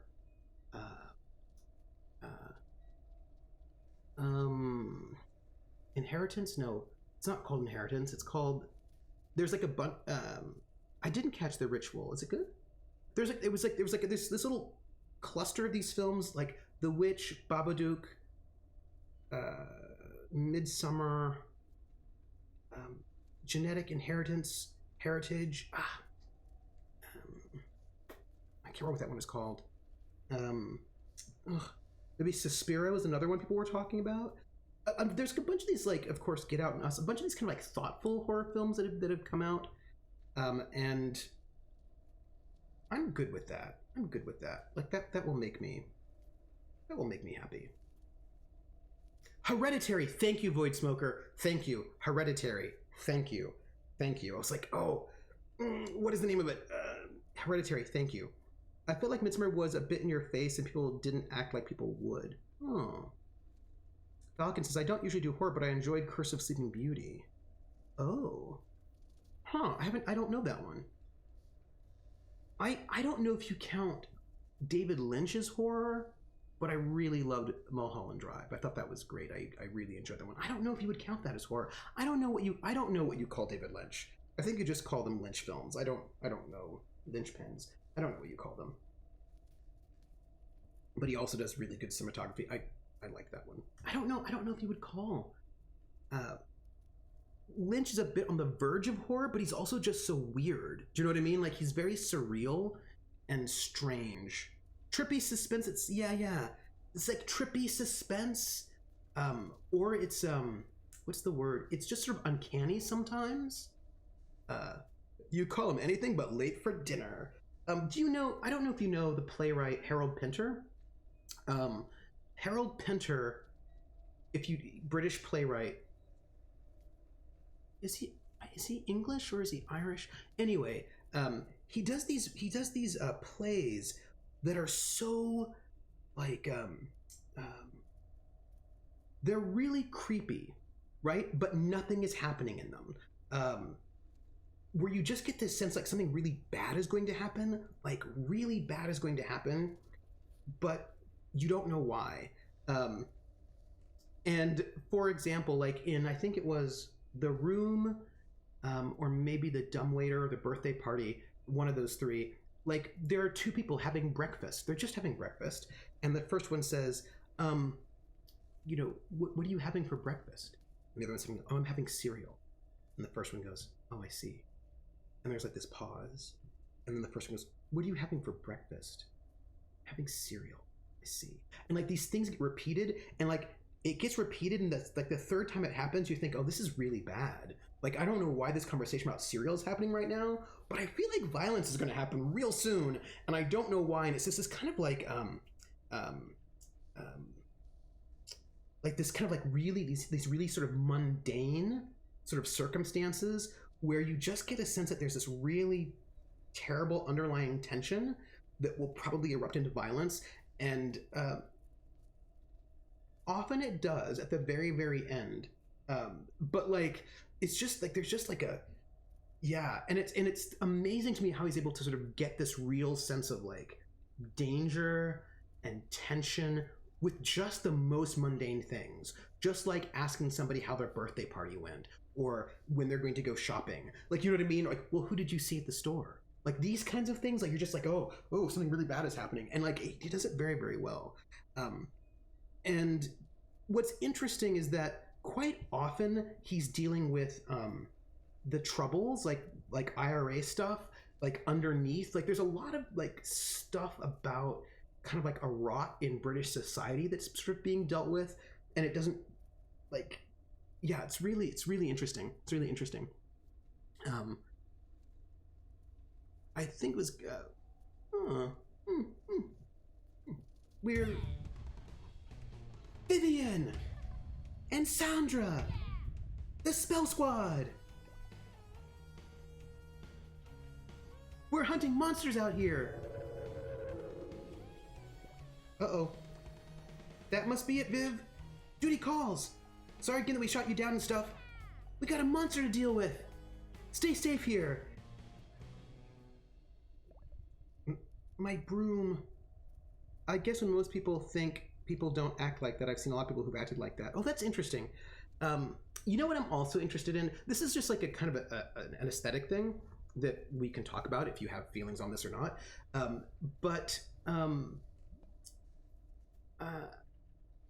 I am not a person who needs acting to be realistic all the time. Like sometimes it's good when it's not realistic. Do you know what I mean?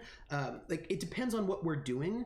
So if you've seen Mulholland Drive, if you haven't seen Mulholland Drive, Naomi Watts is one of the two main characters, and she acts for 2/3 of the movie, not the entire movie, but for the first 2/3 of the movie, she acts in this way that is, it's never truly realistic anyway. Realistic is always a style. Yes, Iffy. Yes. Yes. Yes. Yes. Yes. Yes. Yes. That is so important that like realism is not actually realistic. It's a style. And it's just a style that we tend to give Oscars to, that we tend to sort of valorize. And it's a style that's actually quite new. The realist style, as we understand it, is mostly sort of method stuff that was brought about. I mean, there were some people kind of doing it a little bit earlier, but it was like, it's kind of like a very sort of macho style that comes out of sort of method. We're talking about realism being not realistic, but being a style. and like that particular style of realism that we are used to as being real is very much kind of this kind of like macho Stanislavski 1950s onward style that is very much in contrast to earlier styles of acting, for example melodrama. And like the realist style is not any more realistic than the melodrama style. It's just a different style, but it's the one that we currently value. But I think melodrama is amazing. Like if you've seen like or some of the kind of the acting style you get in noir, which is a little impressionistic, it's so cool. And I like if you've seen like a like it takes art to do some of these other kinds of styles really well. And like if you like I don't know how many of you watch 1940s films, but watch some 1940s films. They're amazing. Like noir is fun, and to see like there's a kind of a heightenedness to it, where the acting is just a little bit extra in this way that sort of really adds to this sort of tension. I mean, I was just Be Kind Rewind was one of my favorite YouTubers who does. She will analyze 1 year of the Best Actress category. She'll look at Best Actress 1983 and like who won, but who the other nominees were, and what that says about that year and about film, etc. And she just did a two-parter on 1963, which was the year that Anne Bancroft won for The Miracle Worker, which was also the year that Betty Davis was nominated for Whatever Happened to Baby Jane. So like the first part was about Anne Bancroft and the second part was about Whatever Happened to Baby Jane. And Whatever Happened to Baby Jane is amazing, but they don't act in that realist style. They act in a whole different way, which works so well. Like, and if he's like, there's this internal logic to the styles. There totally is. Like if you watch a really good telenovela or like a nighttime soap, there's a particular way in which they're crafting their characters, which works for what that thing is. I mean, like you can do it badly, of course, but you can do realism badly. But like a really good soap, when I think about like, I was just thinking about Joan Collins as Alexis, Alexis Carrington Colby, et cetera, Dexter, et cetera. She got married 18,000 times. When I think about like her as that good soap villain, she's amazing. Like she did such a good job being Alexis in Dynasty, and it's over the top, it's a little extra, but it's this it's like a special style, and what she did was brilliant, right? There are good moments in telenovelas, but often I think they're plagued by problematic things that I really don't like. Well, that's also fair. And so like there's like a way in which like, you know, you have to like appreciate that people are going for different styles, right? So Naomi Watts in the first 2/3 of Mulholland Drive acts weird. Like her acting is a little 1950s. It's a little like, and you're like, is she not a good actor, or what's going on here? And then you find out what's going on and you're like, oh, okay. And it all makes sense and it's pretty cool. Classist and colorist things. Oh, iffy. Yeah. Ooh, iffy. You would have loved it. I saw a really great paper on the music of telenovelas and classism and colorism in telenovelas and how music plays into that. It was really good. You would have loved it. It sort of analyzed, especially in the historical ones, well, not current ones that are based historical, and the kinds of music they play for the characters who are whiter and more upper class and that we're supposed to like, or the ones who are not upper class but we're supposed to fall in love with because they're going to fall in love with like the son of the ranch owner or whatever, versus like the maids and the servants who are not supposed to care about as much, in the way in which they use music to emphasize these differences and to make us like it was really well done. It was like, oh wow, this is such an amazing paper. I like sometimes you see a paper and the paper is so good and you're like, wow, that was so insightful and smart. It was really great. Just like in terms of like comic music for like the darker people and the working class people, like where you're supposed to not take them seriously as people in certain ways, and more heroic music, but also how, and this is creepy, how with the sort of the more white protagonists, you get more sort of classical music sounds. like sweeping strings and that kind of a stuff. But with these other characters that are darker and more working class, you get more sort of folk music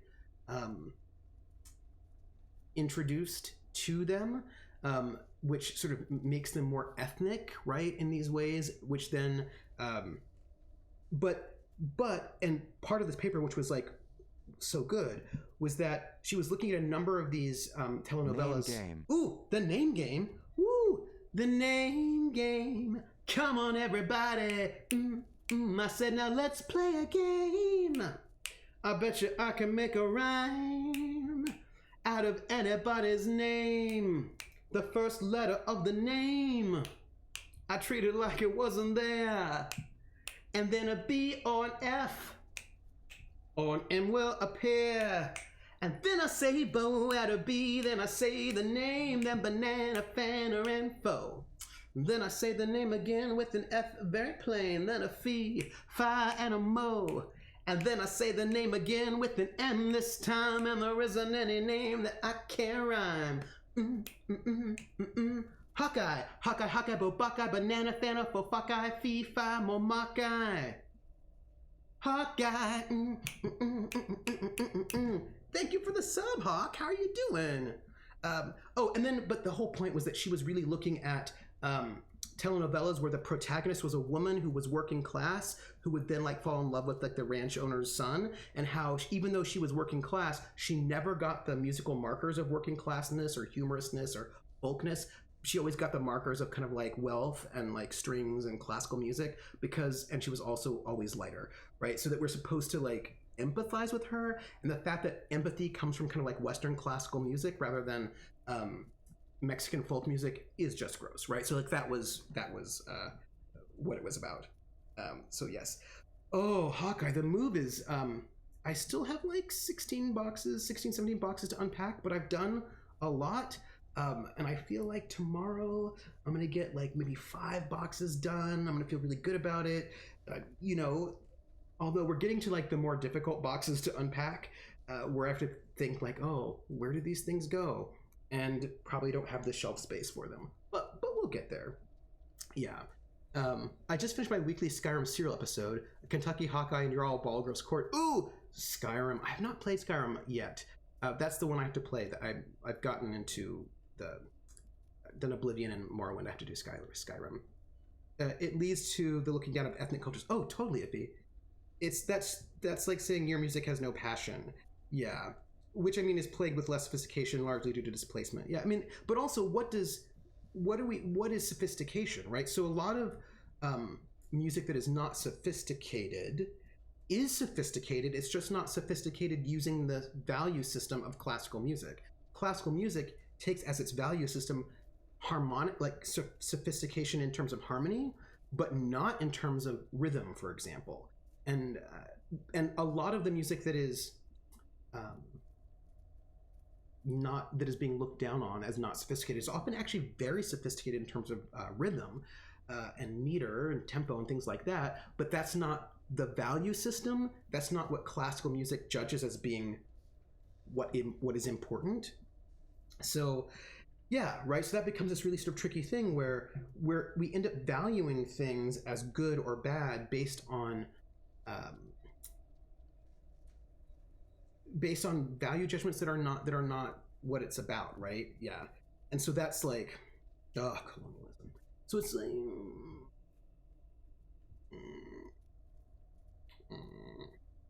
and it bothers me, right? And because I'm a pop music scholar, and by the standards of classical music, almost no pop music is good, because a lot of pop music only uses 3 chords, and that makes it, and uses sort of form, and that makes it not good based on classical music standards. But like,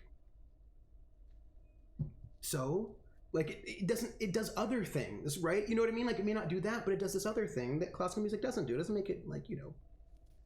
Did you see that Screaming Chicken TikTok I posted? I did not see it yet. I should look that up. True, and I think often a lot of the rural styles get simplified to a caricature. I think that's also true, because that's what people want, the caricature, right? Like it serves a purpose to simplify these things for consumption, right? And like I think about this in terms of as opposed to being appreciated for its own logic. Yes, right? Like all of these things have their own logic, but people don't necessarily want they don't want the logic, right? They want something else. It's like so for me, when I talk about appropriation, one of the things I think appropriation is about fantasy, harmful fantasy. So I think that appropriation is not just did you take money from somebody or all sorts of things, but I think it's about harmful fantasies. And even if you love the thing, like you might love it, but if your love of this thing is bound up in harmful fantasies, then I think we're getting into appropriation, which does mean that somebody who's not from a culture can do music of that culture and have it not be appropriation. But the question is, are you engaging in harmful fantasy? So, for example, the Beatles loved Ravi Shankar. And like they were so invested in Ravi Shankar, they thought Ravi Shankar was great. They really appreciated Ravi Shankar because they took Indian classical music to be psychedelic and druggy, and that is not at all what it was, right? And mystical in this weird way. And so by and a lot of the people in the counterculture were really invested in Indian classical music, but what they imagined it was not at all what it was, and their imagination was gross. Like it was imagining that the Indian people are somehow like all of this stuff, right? And so they were warping what Indian culture was for their own ends, right? They were warping it so that they could imagine this other thing, which had nothing to do with Indian culture. And so for me, appropriation is about that process of taking someone's stuff. Magic Negro except Desi. Totally, that's exact. And like that's when I feel like for me that's like a core part of appropriation. That when you're like, oh yeah, I love Asian culture because insert gross stereotype, then you're like, well, but that's gross. It's like stop that. Like you need to stop doing that. Yeah, and so like, and it's often happens with like Native stuff with like, oh, Native Americans are so great. Like, because some people think of like racism as like always negative, but like when you're like, oh, Native Americans are so great because they're like one with the earth and all sorts of like weird stuff you've made up. That's bad. Do you know what I mean? that's no good. So for me, appropriation has a lot to do with taking someone's thing, warping it to your own ends, even if you think you like the thing, in ways that are harmful to the people who made the thing, and also making so it's no longer theirs anymore, right? So like for me, that's a lot about that. How does that compare to rock artists of the late 60s playing blues artist pieces originally done by black artists? Oh, it's very similar. It's very, very similar because a lot of those blues artists, if you listen to them talk, you hear them talk and they're like, they say very gross things. Like they were totally appropriating most of them. Like there might be like a couple exceptions, but a lot of them were saying things like it was like Eric Burdon from the Animals. He was like, oh yeah, I just wished I were a black man on the plantation. And you're like, oh, gross. You know what I mean? Like this idea that they're imagining black people as basically primitive, not sophisticated, as like with no shoes. Like they were imagining blues. Like here's the thing about Robert Johnson. Robert Johnson wore a suit. And he dressed really nice on stage, and he didn't want to be thought of as like some like wild person. And like they're like, oh, you know, Robert Johnson, he only got to play well because he made a deal with the devil, as opposed to he practiced, and it was like actually like he worked really hard to be able to be good as a guitar player. But no, it was like more romantic that he could be like, oh, you know, he made a deal with the devil. Like there's all this, and like there's this like, and it was about and what those 60s rockers were doing is very similar to what Miley Cyrus was doing when she was twerking. Like those things are very similar, that they both, like a lot of those 60s rockers, right, who are British, and also this is also really important, most of those British rock artists were middle class and upwards. Like they were not working class people. The Beatles were working class, and they didn't do what those 60s rock dudes did. They did other things. But almost all those 60s rock artists were all like middle class and up. And they were engaging in a fantasy of like dirty sexuality but they projected that onto black people. So like for them, like black people are dirty sexual, like they're like dirty sexuality, like right? And so their engagement with the blues was a projection of this kind of sexual fantasy that they wanted, that they then projected on black people, which then is used against black people, right? And the same thing that Miley Cyrus, she wanted to get away from her Disney image. So for her, she was like, oh, I know, I'm gonna do twerking and like engage in black music as a way to like get dirty sexuality, which is like super gross, because that's also not even what twerking is always about, or what the blues is always about. I'm curious, since you love fantasy, how does one continue to invent and continue to build on the genres responsibly? A larger question, but one I think that has a lot of as I'm researching older cultures. A lot of this has to do with what kind of fantasy are you creating? So basically just send the good stuff off the music without the original artist getting the real benefit. Carolyn is more correct, right? I love Japanese culture. Their women are so submissive. But the thing is, it's not even necessarily the good stuff, right? Because it's more like inventing a thing about the culture that is not necessarily even true, and then making that the culture. So it's about imposing your own idea of what that culture is onto the culture. And then because you have more power, your new definition of that culture is now what that culture is. And then if you are a person from that culture and you want to continue on doing that thing, you must then do what other people have imagined your culture is, or you don't get to do it. So it's about, it's not even about necessarily even about the artist getting benefit, but it's about making a thing something that it wasn't, right? And then forcing the people who are from that original culture either to stop doing their thing or to do it in a way that conforms to your stereotype of them. So like making an idol, creating the music in your own, yes, yeah, but then saying that you're doing it in their image, right? It's like that. It's like sort of yeah. And like I think about this with people do this all the time with all sorts of different things, right? Where like yoga, right? So taking yoga and then making yoga a thing that it never was. Like there was a story of a guy who was a yogi who was from India, who was coming to the United States on like some kind of, he was here for some kind of, I don't know what he was here for, but like giving a talk, or you know what I mean? Like he just happened to be in the United States and he wanted to do some yoga. So he went to a yoga studio and he was told he couldn't do yoga at the yoga studio because his clothing was inappropriate for yoga.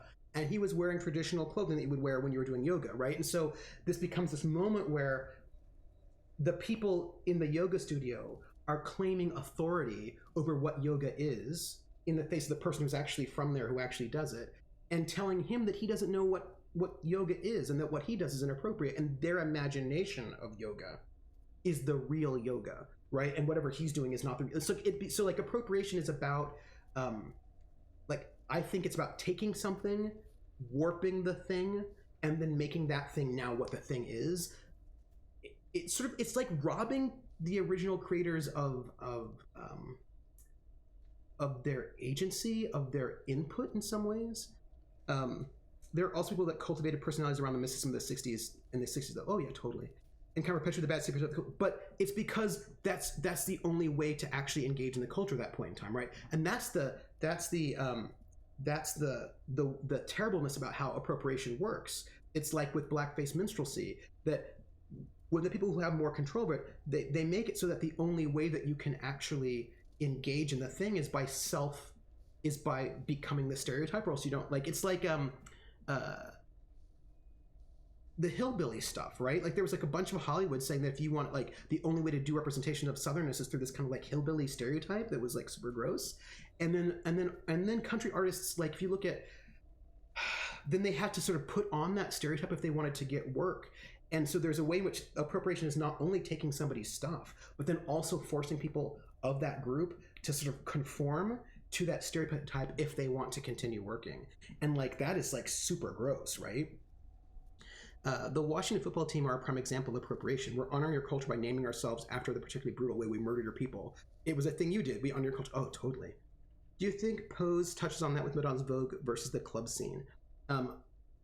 That I've not watched Pose yet, but Madonna's Vogue is really complicated. That's a very complicated situation that people. I'm going to get back to that for a moment. Hawkeye says, thanks, I always wondered where the line was. I like music from heritage other than my own, but I don't want to be more Irish than the Irish with other people's music. Oh, totally. And that's where it gets gross, right? Because the thing is, it's totally fine to like music from other places other than your own. Although I think whenever you like music from a place that's not your own, you just have to ask what you like about it. I think it's really important to do that self-work. Like, it's not cool to like classical music because you think it makes you smarter than other people. Do you know what I mean? Like, that's actually not cool. Like, if classical music is not your tradition and you like it because you think it makes you smarter than everyone else, then that's not cool. If you like music from Ireland and you like it for creepy reasons, then it's not cool. So like, I think that whenever you're liking something, you just need to maybe do a little bit of self-work to figure out why you like it, what you like about it, and like other things. I think it's actually really good. I think it's actually really important to be exposed to music from places other than where you're from, and to try to appreciate music from places where you're from, not where you're from, right? Like, I think that's really valuable. I think it's really important to sort of build empathy and sort of get to sort of learn about other people through their culture. I think that's really great. It's just important to make sure you're not being gross about it. Like, that's just it. You know what I mean? Skexy says, I like watching Trooper stream because it makes us smarter than it reveals. No, don't do that. No. I'm involved in my local Celtic scene. I get the whole more Irish than Irish thing happens. It does. And I also was thinking about like one of my exes. So one of my exes is Scottish American. Her mother is part of this organization that is like this whole like Scottish heritage thing. They're from the US, right? And my ex's mother is not from Scotland. I think maybe her grandparents might have been from Scotland a couple generations back. And they do this, like, they're like super Scottish. They're like Scottish. And here's the thing. They invite the pretender to the Scottish throne to tie teas, and they advocate the return of the Scottish monarchy. They would like Scotland to be a monarchy. And like, I'm like, you don't live in Scotland. Like, you don't live in Scotland. Like, you want an absolute monarchy in Scotland, and you do not live there. Like, what are you doing? What are you doing? You know, like, it's kind of creepy. And people from Scotland are like, what are you doing? You know what I mean? Like, it's kind of like, you know what I mean? Like, it's kind of creepy. So I just think it's becomes important to sort of think about, like, what are you doing when you're doing these things, and are you engaging? And again, like, people engage in fantasy about Ireland all the time in ways that are creepy. I was talking to this woman who was Irish. People have opinions on Scottish politics here, and it's very strange. Right. I was talking to this woman who was Irish. She's from Ireland, and I was like, how you feel about, like, Irish Americans? What do you think? And she's like, I wish they would, like, realize that Ireland does not live in the 1860s anymore. We have computers, and we're a diverse country. Like, and like, for her, Ireland is a country that is racially diverse, that is modern, that's got all this stuff, and it really insults her and upsets her when Irish Americans sort of make Ireland this kind of like this thing that, like, she's like, what are you doing? Like, don't tell me racist things. I don't like, what are you doing? And so, like, there's a particular kind of fantasy of Ireland that is not cool, right? And so I think it becomes just really important for us to, hey, Kitchen Bratlin, to be, like, aware of what kind of fantasies we're engaging in. And I think that becomes really, really important. I was talking about the anger of Native Americans, and a Twitter said, oh no, they're peaceful people and they wouldn't do anything. What? I said, well, my family's car in South Dakota was a car used in the last Sioux uprising. I'm pretty sure they're like everyone else and get angry and take action. Right. And the idea that Native Americans are just like all like peace-loving, childlike, that's gross. Like, stop that. Like, what are you doing? Even Irish immigrants, U.S. immigrants funded the IRA. Oh yeah, they did. And it was like a whole, and also not even U.S. immigrants, but like third generation Irish Americans were like funding the IRA. And some Irish people were really upset about that. They're like, what are you doing involved in our politics? Like, we have to just be really aware of what kind of fantasies we're engaged in. Kitchen says, hello everyone. I hope you're doing good and taking care of yourself and those you have your extra energy to be there for. Yes, glad to see you. Oh, thank you. Also, by the way, we're going to do a giveaway. So if you just say something in the next 5 minutes, then we will be entered into the giveaway. There are folks that haven't evolved past Darby O'Gill and the Little People, and that's not okay. Yes, Commander Pulsar.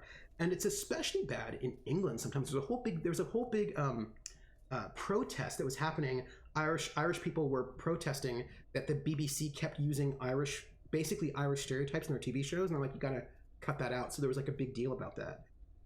Being of Irish heritage, I tried to learn what I can of the history and music and folklore, but not to any point acting like I'm walking around with Michael Collins. Right, like I think it's important to learn, but the problem is a lot of times people don't actually want to learn the thing. They want the fantasy of the thing. That's what they're attracted to, right?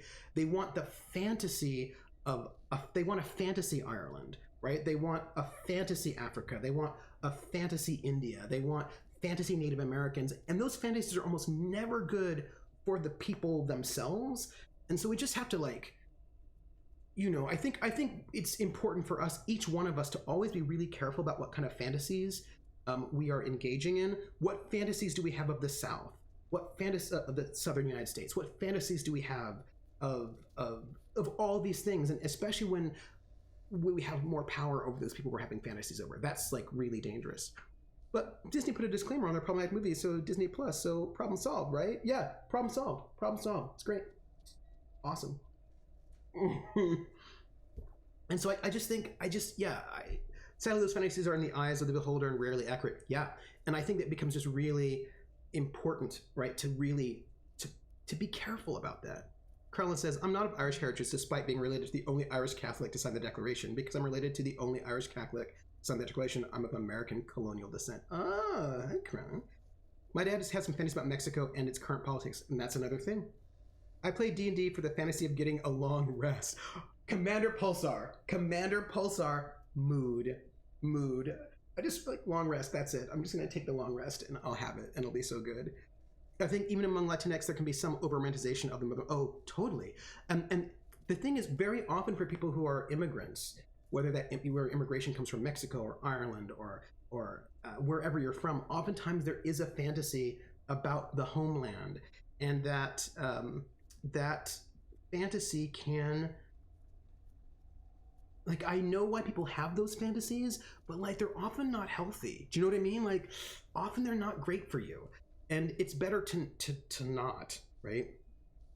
I haven't had a long rest and never got a spell slots back. I want a refund. By the way, just make sure you say something in the next 5 minutes, because we're gonna, that was the broom my grandma used when she was young. She used to tell me it'd be mine when I was old enough. The day she passed it to me was probably the happiest of my whole life. And now it's wrecked. I'm sorry, Miriam. Hey, Max Maximoff, how are you? How are we ever going to get anywhere now? The other nexus points are so far away. Stupid people just blasting whatever they want. I want my broom back. I hope that stupid monster eats them. I kind of want to go see it. I don't. But you have fun. Call me over if they're getting eaten. Aw, I know, poor Miriam. Hi there, my peeps loved England so much they took it over. Refunding a bad sleep. Yeah, it's not healthy. It's a bomb when people in a larger culture tell us we don't belong. Yeah, but it's not helpful. Our history is very much written in a positive light. I'm from Denmark, and as long as Germany was winning during World War II, we were very German friendly. But as soon as they were losing, not so much. We're definitely not learning that in school. Oh, totally. And I think that it behooves us to question the stories that are convenient to us. Do you know what I mean? Like, I think it's not good for us to. I think these fantasies end up hurting us in the end, right? Even if they're fantasies that please us. And I think especially fantasies that please us, we have to be very careful with. Oh, what is this? Oh.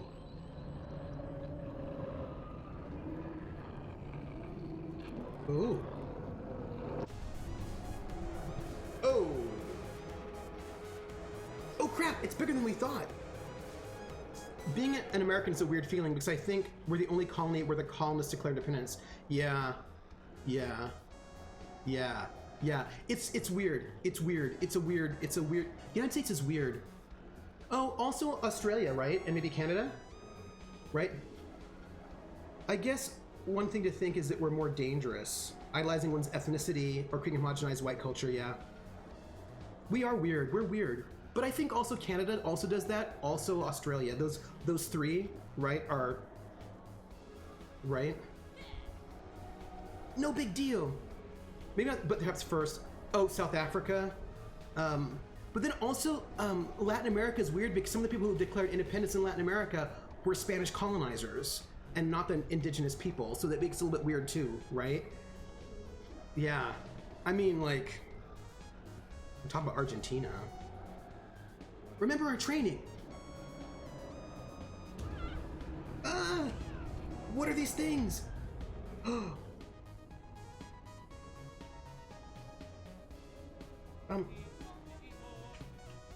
need to go help.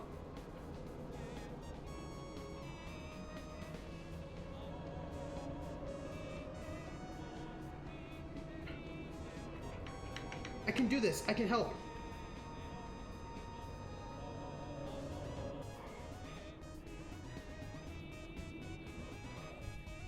Whew. And the rest of the Americas really, yeah. Hey, you can fight those things? India and Pakistan perhaps as well. I don't know much about that part of history. I've learned mostly by pursuing things on my own that the history I was taught is very dumbed down and smoothed over. I don't like the idea that kids can't handle nuance, so we won't put complex ideas in text. Oh, I totally agree, Commander Pulsar, because kids can handle nuance, and you might as well like let them know. Do you know what I mean? Like, I didn't like that I was lied to in school. I did not appreciate that. Canada and Australia were less of a we're free moment, though. That's true. Canada still recognizes the crown. Australia was kind of just no. That's actually true, Krellin. That's true. That's true. That is true. Kids are pretty smart. Kids are smart, especially by the time we get to high school. The complicated thing about South America is they were descendants of the Spaniards. They are also descendants of natives in a way Americans are not. It depends on the South Americans. Like there are a bunch of people who basically kept pure Spanish heritage, who did not intermix with the local populace, and those people tended to be the governors of those countries. And so like that's like that gets tricky. Kids are so smart. I've taught children some concepts I really didn't think they were going to get much less be interested in them. Kids are smart. I use my mom's college history textbooks because mine weren't worth the paper it was printed on. Yeah. Pulsar says, right? I mean, I had to be there for 4 years, and most of the stuff I was taught, I had to learn again because the version I was taught was incomplete for my own good. What the hell? Yeah. Kids are just as smart as adults. They just have smaller knowledge bases. Yeah. Yeah, I remember upsetting my teachers too much though. In high school, we were learning like American history, and we were like, revolution, blah, blah, blah. And I was like, yeah, but only 1/3 of the US populace wanted a revolution. And also we kind of lost most of the battles. Also, when are we going to talk about how we invaded Canada? Like, are we going to talk about that we invaded Canada and got our butt kicked? No? Like, there was just all these things we didn't learn. I know what those people are. They're all over my state, and why some of our white supremacists are named Bach. Yeah, well, yeah. Other spots like Haiti, the local population were imported as slaves. Yeah. Yeah, like, so like, and the thing is, I think that, and there was just so much we didn't learn in school. Well, I can sing. That's great. Welcome to the team. Help us with this thing. Are you gonna kill it? What? Kill it? We're not even sure it's alive. And we're gonna protect our forest from it. If you're not gonna help, then stay out of the way. Oh.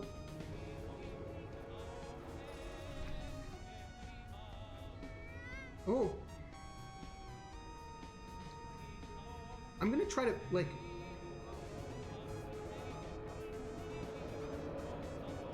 Oh. Oh. Can I help? Oh, here we go.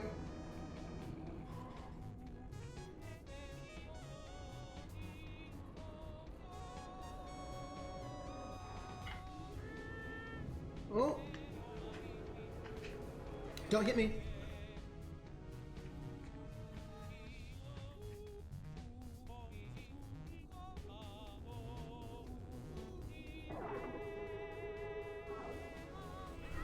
Oh. Oh no. That was bad.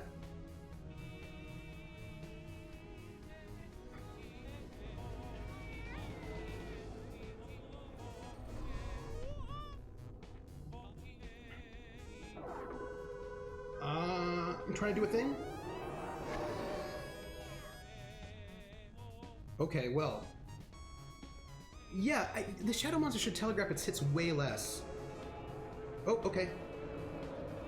Oh, sorry, I have to help them out. They're in trouble.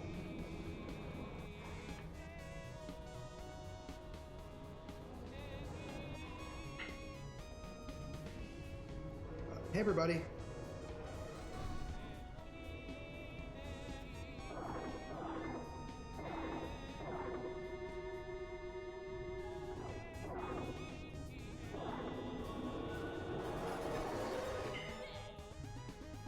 We helped. By the way, I wanted to. Oh, okay. Here we go. Oh, not fast enough. Ouch. Sorry. Look, I want to do my giveaway now. I've got things to do.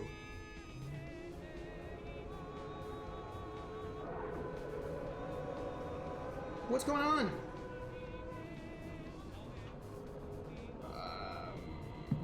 It's bad, everybody. This is bad. Oh.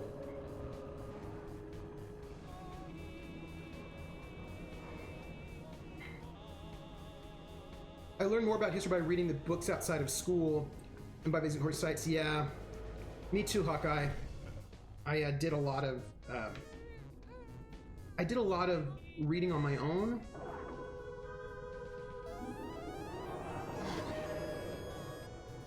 I feel bad about this little monster. Like, I don't want to hurt it.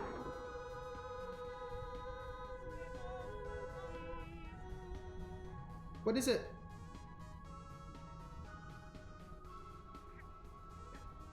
The heck are you doing here? Well, the witches said they needed help. Irresponsible. This thing is dangerous. I can't believe that you jump in here. I guess there's no stopping it, so I guess I'll help fight this thing. But only to save your butt.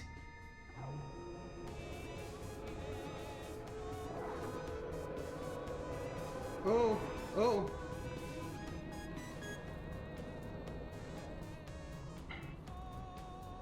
I'm trying.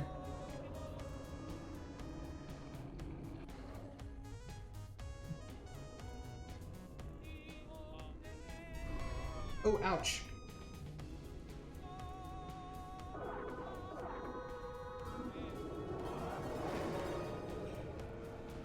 This is their secret honeymoon. I have to run around and help a lot of people, but look, I want to talk about history. Come on now. Like, I've got history to talk about.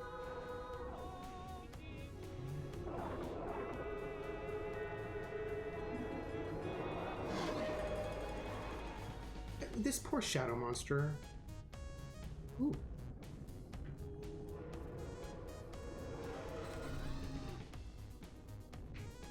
Poor shadow monster. I feel bad for them. Go, go, go, go, go! Oh, ouch. Noops. I would have accepted if someone had said this is a summary and overview of the conflict's topic, but I don't think we expect a high school teacher with no resource and over classrooms of justice. Oh. Yeah. But like, I do want to play them.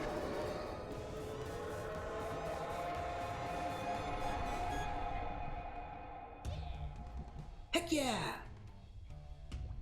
Another down! Woohoo! Don't woohoo this! These stupid witches nearly got us killed. Twice now. What's the deal, huh? What was that thing? We don't know, boss. They started appearing recently. You mean they aren't yours? Ours? What do you mean? I thought the monsters were... like... a witchy thing? What? No way, boss. They're a total mystery to us. All we know is they showed up around when the princess disappeared. Oh, the princess. Yeah, the princess. Share giveaway. And the weird thing is, they grow out of the ground, and they don't seem to have a mind of their own. Vivian, don't forget, civilians aren't supposed to know all this stuff.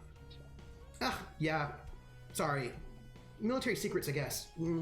But since you helped us take that thing down, we can trust you to keep this all between us, eh? Where did you say you were headed to anyways? We're going to the capital, I guess. Oh, you mean Mohabumi? That's easy. We can help you get there, no problem. Want us to give you a lift? No. You busted my broom. Oh, that's what I'm saying. We can make up for it. I feel like we should go with them, Miriam. So, giveaway. We're gonna do, let me see. But it would be nice to know where, yeah, I just want to know, that's all. Heckin' yeah, hello, Trooper and friends. Hey, Toad. The blue-haired witch is always so sass she is. It'd get really dark if they tried to leave no loose ends, Blop style.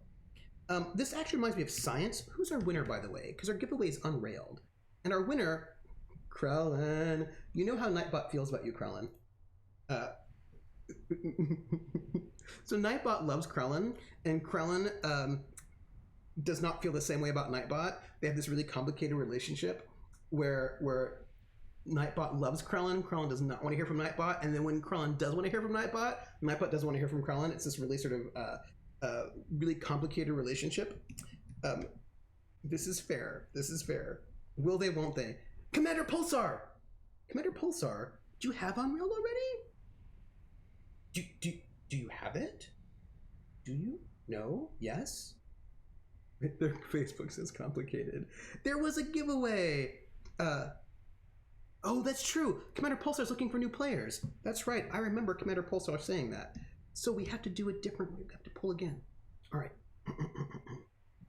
Nightbot. Not Krellin. Not Commander Pulsar. Okay. Nightbot. Hawkeye. Hawkeye, it is you. Congratulations, Hawkeye. You have won Unrailed, which is a little indie action game. And Commander Pulsar wants to play with people. So I'm going to right now I'm going to whisper you. I'm going to whisper you the code for it. Whisper. Here. Oh, I know. Nightbot put it in 3 times in a row because Nightbot is sassy. So that should give you the link that you can then put into Steam, so then you can have it. And then I'm going to feel good about it because I like giving away things on Thursdays. That's my life. That's what I like. Boom. Yeah. Okay. Good. Where are we at? We're good. We're in this space. Oops. There we go. Yeah. You just chat. If you just chat, you're entered. That's it. Just make sure you're talking. Third time is Nightbot is so ridiculous. Yeah, you just chat and it's good. You hang out with us, and then I like it. So about science, right? I remember having this. I think I might have told this story, but I remember having a real problem in my physics class when we were learning about. I do need to give more giveaways in my stream because I have prizes, but that requires me to settle on a stream schedule. Yeah, I have a stream schedule because I feel like this is the way that I discipline myself to actually playing games and talking to people. And I have like the Humble Bundle, but as a Mac player, I can't use all of them, so I want to give them away. I feel like Krellin is sending cease and desist letters to Nightbot, but his lawyers can never find them to serve them. This is probably true. This is true. Also, I win it. So excited. There was a thing I wanted to tell you all. Yes, physics. Feels so weird riding on someone else's broom. Grumble, grumble. So, physics, right? I was in physics class, and my lawyer's my roommate. He probably could find Nightbot to serve. So my physics teacher was like, "Here's the table of the elements, right? These are all the elements that exist." And I remember not liking that as a high school student. I didn't like this comment. Okay, get off here. I didn't like the comment that this ferry goes straight to the capital. Seriously? You can't even take us all the way there? After you wrecked my broom? Hey boss, we got stuff to do. And it's still a while to go. You'll be there tonight. Good luck. So yeah, the teacher was like, "Stupid witches. These are all the elements that exist in our periodic table of the elements." And I remember it didn't sit right with me.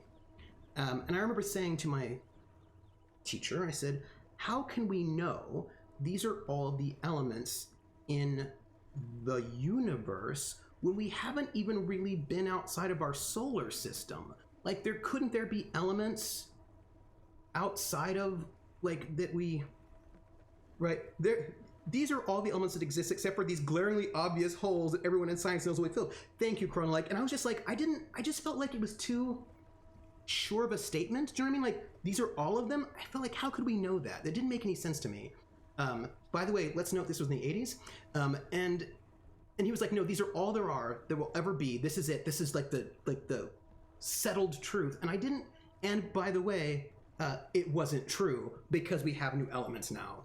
Boom, right? And I just felt like why do we have to say it this way? Can't we just say these are all the elements that we know of? Like, couldn't we just teach in a way that was just a bit more, these are the ones we have discovered, right? Like, we could say that. Like, couldn't we just teach in a way, especially in science, that leaves open the space for discovery?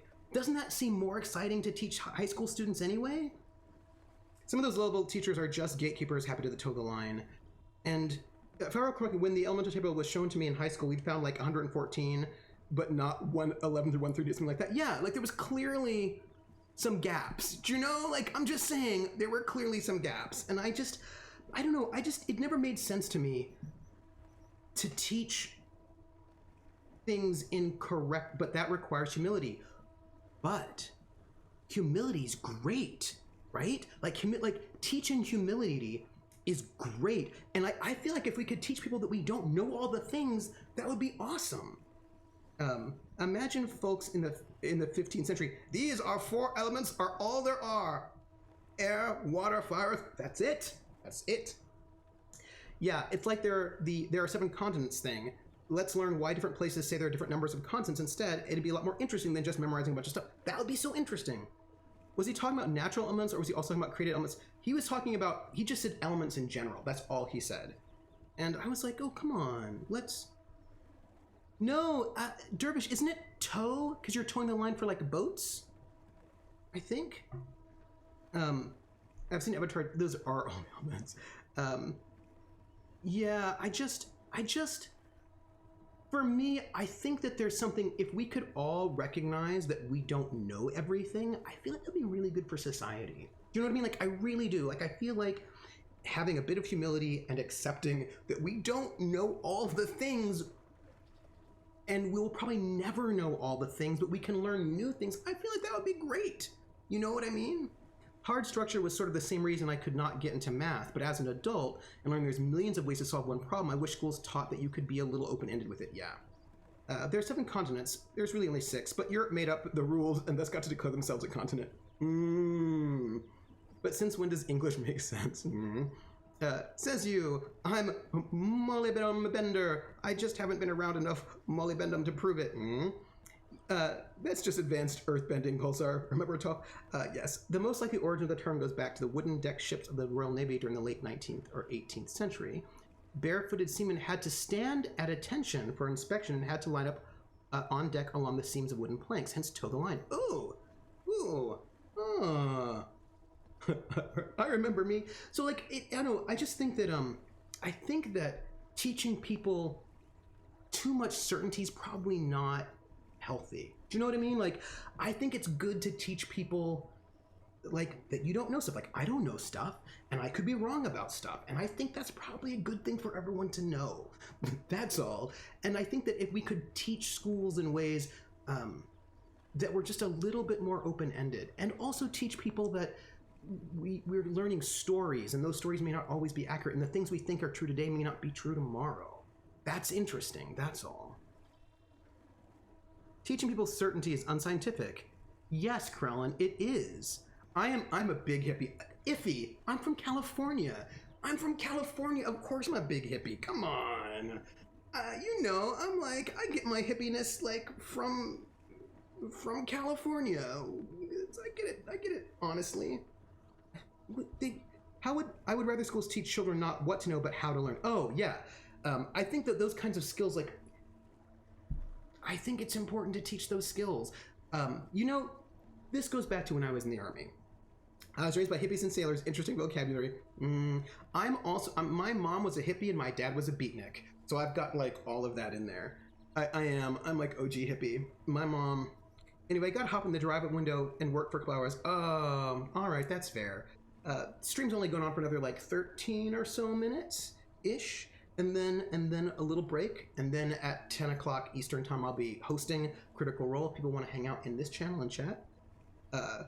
Yeah, I've got some big hippiness for reals. Teaching people that we know all the things already is how we got to the current administration. Too many people without imagination, critical thinking. Yes. What I just heard is Trooper is cultured. What you just heard is that my parents were not married until way later in my life. And then when they did get married, they didn't tell us kids about it. And then one day I was like, my parents aren't married. And my parents were like, yeah, we got married. And I was like, what? Like, yeah, one of those 3-day weekends we got married. And I was like, oh, parents. My parents, like big old hippies. Yes, you have to feed the kitties. And I've got to eat some mac and cheese. They helped us, Miriam, after shooting us down, and only because they thought we were Chaandesh too. Oh gosh, Miriam, we totally forgot to tell them. The invasion from Rule is tomorrow. Oh yeah, and Rule thinks Chaandesh is behind the monsters. But they're a threat to these people too. We have to stop it, Miriam. I get that it sucks, but it really isn't our problem. What? How can you say that? We can't let them keep fighting. They have to learn to settle their differences, to fight their common enemy. If you don't learn the Earth Song, it won't matter. Don't forget, we're fugitives. We're fugitives too, remember? We need to keep our heads down, get the overseas song and get out before the invasion starts. And without it calling attention to ourselves. I think we've had enough being attacked and suspected and jail time. I don't even remember the jail time. Well, I do. Can we please just play it cool here? Yes? Cool. As a cucumber. Mm-hmm. Your parents sold out their love to the man. Well, actually, my parents sold out their love because... Here's what happened, Iffy. So my dad is technically my stepdad, and they were not married, which was fine. And I was on my dad's health insurance because that was allowed. But then they made some kind of new policy wherein I would not be on my dad's health insurance because he was only my stepdad and they were not married. So they got married so that I could have health insurance as a kid, because our system of health insurance is kind of gross. That's why. Oh, the ocean is totally scary. I always tell my students to think inside the box policy, outside the box exceptions, and sometimes to take the box and throw out the window innovative. Yeah, I love that. Yeah. Are you being cute kitties? Snap, simply the tabula. We found out that a little cooked zucchini really makes mac and cheese taste better. Ooh, ooh. But if students aren't taught that the authorities could be wrong, they might be less likely to question them. They might be, yeah, but I like it. Miriam being in jail does not surprise me. Finally finished making pretzel bites. Ooh, pretzel bites, ooh. You know, when I teach my students, I tell them that there are things I don't know because that's important. I didn't realize the capital was still so far. We're gonna be on this boat all day. It's just like when we were pirates. Remember that, Miriam? No, I completely forget. I must have hit my head many times. Yeah, we hung out with pirates, and they really like coffee, and... Oh, you're joking. Sometimes I wish you were too. Yeah, I just think... I've never been to Chaandesh. Is it where all the witches are from? I wonder if my parents ever lived here. It's a little weird. I've never really been around other witches before. Ooh. Selling out to help raise Trooper is so heroic it cancels out the selling out. Lala does not get sarcasm. No. The most important thing in learning is knowing that you don't know. Yes, and also, it's true, but still, Nim still loves him. I do think it's important when I teach my kids, no, I don't know everything. Yeah, it's important. I think it's so important to, and like also, even though she's 90% sarcasm, it's true. Also, I think it's important to know, to teach them that there are things that nobody knows or that people disagree on. Like, I think it's important, I just think it's important to teach people that there are some people, like some people think this, but other people think that. And I don't have a good answer for you on that one. You know what I mean? Like, I think that's important for them to know that. I think that's good. Grandma Safi told me there was a kingdom of witches. Never crossed my mind to go, though. Back in Delphi, I was the only witch. It'd be kind of special. This whole kingdom feels like a big club that I was never invited to. I'm just gonna stay here and avoid talking to anyone. Miriam. This paddle boat is very calming to you. Don't know why. I accept it. Oh, hey, we can go inside the boat. I just think it's good. Like, I think it's good sometimes, and just to like be upfront about not knowing things. Because here's why I think it's important. I think it's important for a couple of reasons. One, My mom didn't know many of the stars in the sky were other suns until last year, and she's in her late 50s. Your reaction for knowing that was the best. Oh, that's so cool. But also, like, I don't know if you've been following Twitter, everybody. People on Twitter are sometimes a little bit too certain of themselves without knowing any details. They're just like, I don't know the details, I'm gonna stab you. And you're like, hey, maybe we don't know the details, and we should kind of know that we may not know all the things, and it's okay that we don't know all of the things, is all I'm saying. Like, we can, you know, just, that's all. A little humility goes a long way. That's all, because people are real quick to jump on stuff without knowing details or asking anybody what's up and feeling that they know all the things, and I feel like it's just not that easy. Basically, all I'm gonna say is, whenever it's too easy, whenever you think you've got it like that and it's just so easy, just like give yourself a second to think about it. That's all. Especially before you send death threats. Like, before you send death threats, maybe don't. Maybe don't send the death threats. Maybe don't do that. You know, I'm good and right, everything I say is perfect, are the type of people I flee. Yeah. That's, yeah. I feel like I'm constantly pointing out that we don't know all the things of people, and it's exhausting but important. Yeah. But also, here's the other thing. Yeah, knowing some things behind the scenes, even things that appear copacetic, are not always clear-cut. Yeah, and people who appear like villains are sometimes not villains. Sometimes they're victims, and people who appear as victims sometimes are not the victims. Sometimes they're the perpetrators, and sometimes it was just a weird misunderstanding, and sometimes both people are perpetrators. Like, sometimes it's just complicated, and we have to sort of know that things can be really complicated. I've all but given up on Spitter. I understand that one. But I like being right. We need to convince people that there's never an appropriate time to send death threats. Yeah. Thank you, Rissa. All the times it is complicated. Anyways, I'll never be leading any righteous mobs. Yeah, no. I feel like righteousness is super dangerous. Like, if you start feeling really righteous, it's probably not good. Do you know what I mean? It's probably not good. That's how you get to start. That's how you feeling righteous. That's how you get to killing orc babies. Start with righteousness and with killing orc babies, just like that. Just saying. That's how it happens. That's how orc baby massacres happen. Yeah, that's what I'm saying. Don't kill orc babies. Or, I don't know. And that's how cults begin. Yeah. Chromatic Chameleon says, when you type, I'm going to come kill you, it's time to hit backspace. Yes, it is. Yes, it is. I don't know. I feel pretty righteous that cops shouldn't be shooting black people. I feel like that's not righteousness, though, right? Like, that would be like, because like people feel righteous themselves, you know? Ooh, I know it's difficult, but some people have some powerful fire to drive them. Yeah.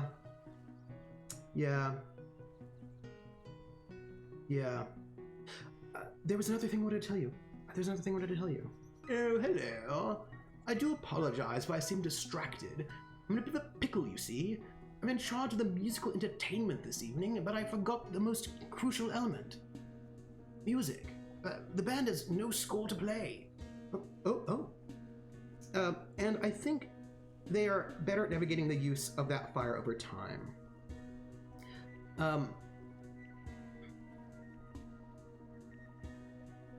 The problem is iffy, and this is something that I really I'm going to talk about at some point in time. We're in a habit of labeling people bad, right? Giving them the identity of bad. And that's super dangerous, right? So we say, oh, that person is an abuser. They are an abuser. That is how we label them, rather than they have done abusive things. So rather than saying they have done abusive things, we say they are an abuser and they are bad. And once someone is bad, that justifies you burning them with fire, rather than trying to make it so maybe they don't do bad things anymore, trying to get them to change. But like, once they are the thing, then you can just attack them, right? Then you can attack them and harass them because they're bad, so it's okay to do it, like killing orc babies. But the other problem that I think is really bad about labeling people bad, you're an abuser, you're bad. You're a racist, you're bad, right? Bad people are racist. When you sort of make somebody like bad people are sexist, bad people, that means that when you don't think of yourself as a bad person, then you don't think that you can be racist or sexist or an abuser or anything like that. Because if only bad people are all of those things and I am a good person, then I can't be doing bad things, right? Rather than, like, we can do bad things, like good people can do bad things, right? But if we label someone a bad person, then we stop doing self-work. We cannot accept, like, if we don't think of ourselves as bad people, then we cannot accept that we have done bad things if doing bad things makes you a bad person. So that particular kind of absolutism means that a lot of people are not going to do self-work, and that's like real bad. You know what I mean? It's real bad. Labeling people as good has its own set of problems. Certainly, it certainly does. It's the same thing. Like, I'm a good person, so I can't do bad things, right? And that's ooh, it's bad. It's one of the things that I'm very passionate about teaching. Things are complicated and liberals are not good. I just remember what it says in the Bible, none of us are righteous. No, not one. Yeah, Hawkeye, right? And I think we just have to, freshly made rice, queso, nacho mix, and chips are, nice. And I just think it becomes really dangerous when we start thinking of ourselves in that way. Like, I think that it's important to think, like, I do good things, I do bad things, I try not to do bad things, I try to do good things. Okay, so, because once we start making it sort of, I'm bad and that's good, I'll never be good and that's not bad. This is totally like White Fragility by D'Angelo. Yeah, it is. That does make sense. I was thinking of people that are good leaders. Yeah. I just think it's a little bit, I just think it gets dangerous because I see people, and it's the same thing with media, right? I can tell you there are, I see you, Bar going. There are things that I really like that have problems in them. And there are things that I don't like that have good things in them. And if we cannot accept that the things we like might have some problems to them, or that other people may not like our things, then all of a sudden, like, if the things we like can't have problems, like, I can't like it if it has a problem, then that means the things you like, you're not going to accept that there are problems in them. And that's no good, because sometimes the things you like might have problems in them, and, like, you have to be able to, like CR, and we have to be able to sort of recognize that there are problems, because there's nothing that has no problems in it. I can't think of one thing, it is quitting time, that has no problems. You know? Let me finish this conversation. Oh, yes. They're all preparing their quarters now, but they must be as bamboozled as I am. Layla. Well, we could... No, not that. But what if... The only solution that comes to mind would be if we improvised a new score to play. But what a gamble. If only we had a composer on board. What about my streams? Wait, what about them? Oh, marbles. I need to take my things and head home night. See you later, Falcon. I'm heading off myself. Yeah, safe travels, Falcon. I'm gonna go have some mac and cheese, I think. So, makes sounds. So, how composed is he? That's a good question. Here. Look at that. Hey, everybody, we got some game in. Come on to my house. Oh, come on to my house, come on. Come on to my house, come on. Come on to my house, I'm gonna give you candy. Come on to my house, I'm gonna give you everything. Bonsai. See how Bonsai is? I see you, Bonsai. I see you. Oh, I see you, Bonsai. No, I see you, Bonsai. You raided me so that I couldn't raid you. I see how it is. No, I see how it is, Bonsai. Hey, everybody. Strobe light. Here, revenge. How was your stream, Bonsai? I'm just about to go. Myself. So to figure out who we're going to raid, it'll be a double raid. Also, I need my cursor. Oh, but also, I don't think I can get my... Oh, there's this thing that happens with this game sometimes. There we go. Where I can't exit, and that makes me sad. There we go. Right there. Down to raid. Let's raid someone. So all I'm gonna say is we should all eat some food. In about an hour, I'm gonna be hosting Critical Role if you want to watch it on my channel and chat with us. And while I'm watching Critical Role, I'm gonna do some work email, and I'm gonna feel good about it. We're gonna raid. Oh, by the way, here's my raid command for people who want to do it. Also, I still need to figure out how to make Nightbot. I just want Nightbot to have a free membership to my channel. That's really all I want. Nightbot is too ridiculous. So Somebody's watching me. I always feel that somebody's watching me, and I have no privacy. Whoa, I always feel that somebody's watching me. Tell me, is it just a dream? Thank you for the follow, Soul Blazer Mel. Soul Blazer. I love that. Oh, Amazon muted the word free. What? Why? Whatever, Amazon. I'm not even about it. I'm not even about it. So what do I want to tell you? Right. Okay. So Critical Role tonight, if you want to watch it here, to hang out in our chat, we're very friendly. Saturday at noon Eastern time, I will be playing The Outer Worlds, probably as long as I can get the stream thing to work. And let's joke about a free subscription. Ooh, Enthusiamy. Ooh, I like Enthusiamy. Yeah. Oh yeah. Let's do that. That would be so cool. Let's do that. Yes. We're gonna raid Enthusiamy, and I'm so excited about this. Oh, I'm so excited. I can't wait for the better cam so I can see the book titles in higher fidelity. Yeah, so Outer Worlds, as long as it works, and I'm going to update my calendar schedule on the thing, and so you can all know what's going on. And this is what we're gonna do. So, everybody, you are all great, and we're gonna do a double raid. We're gonna raid Enthusiamy.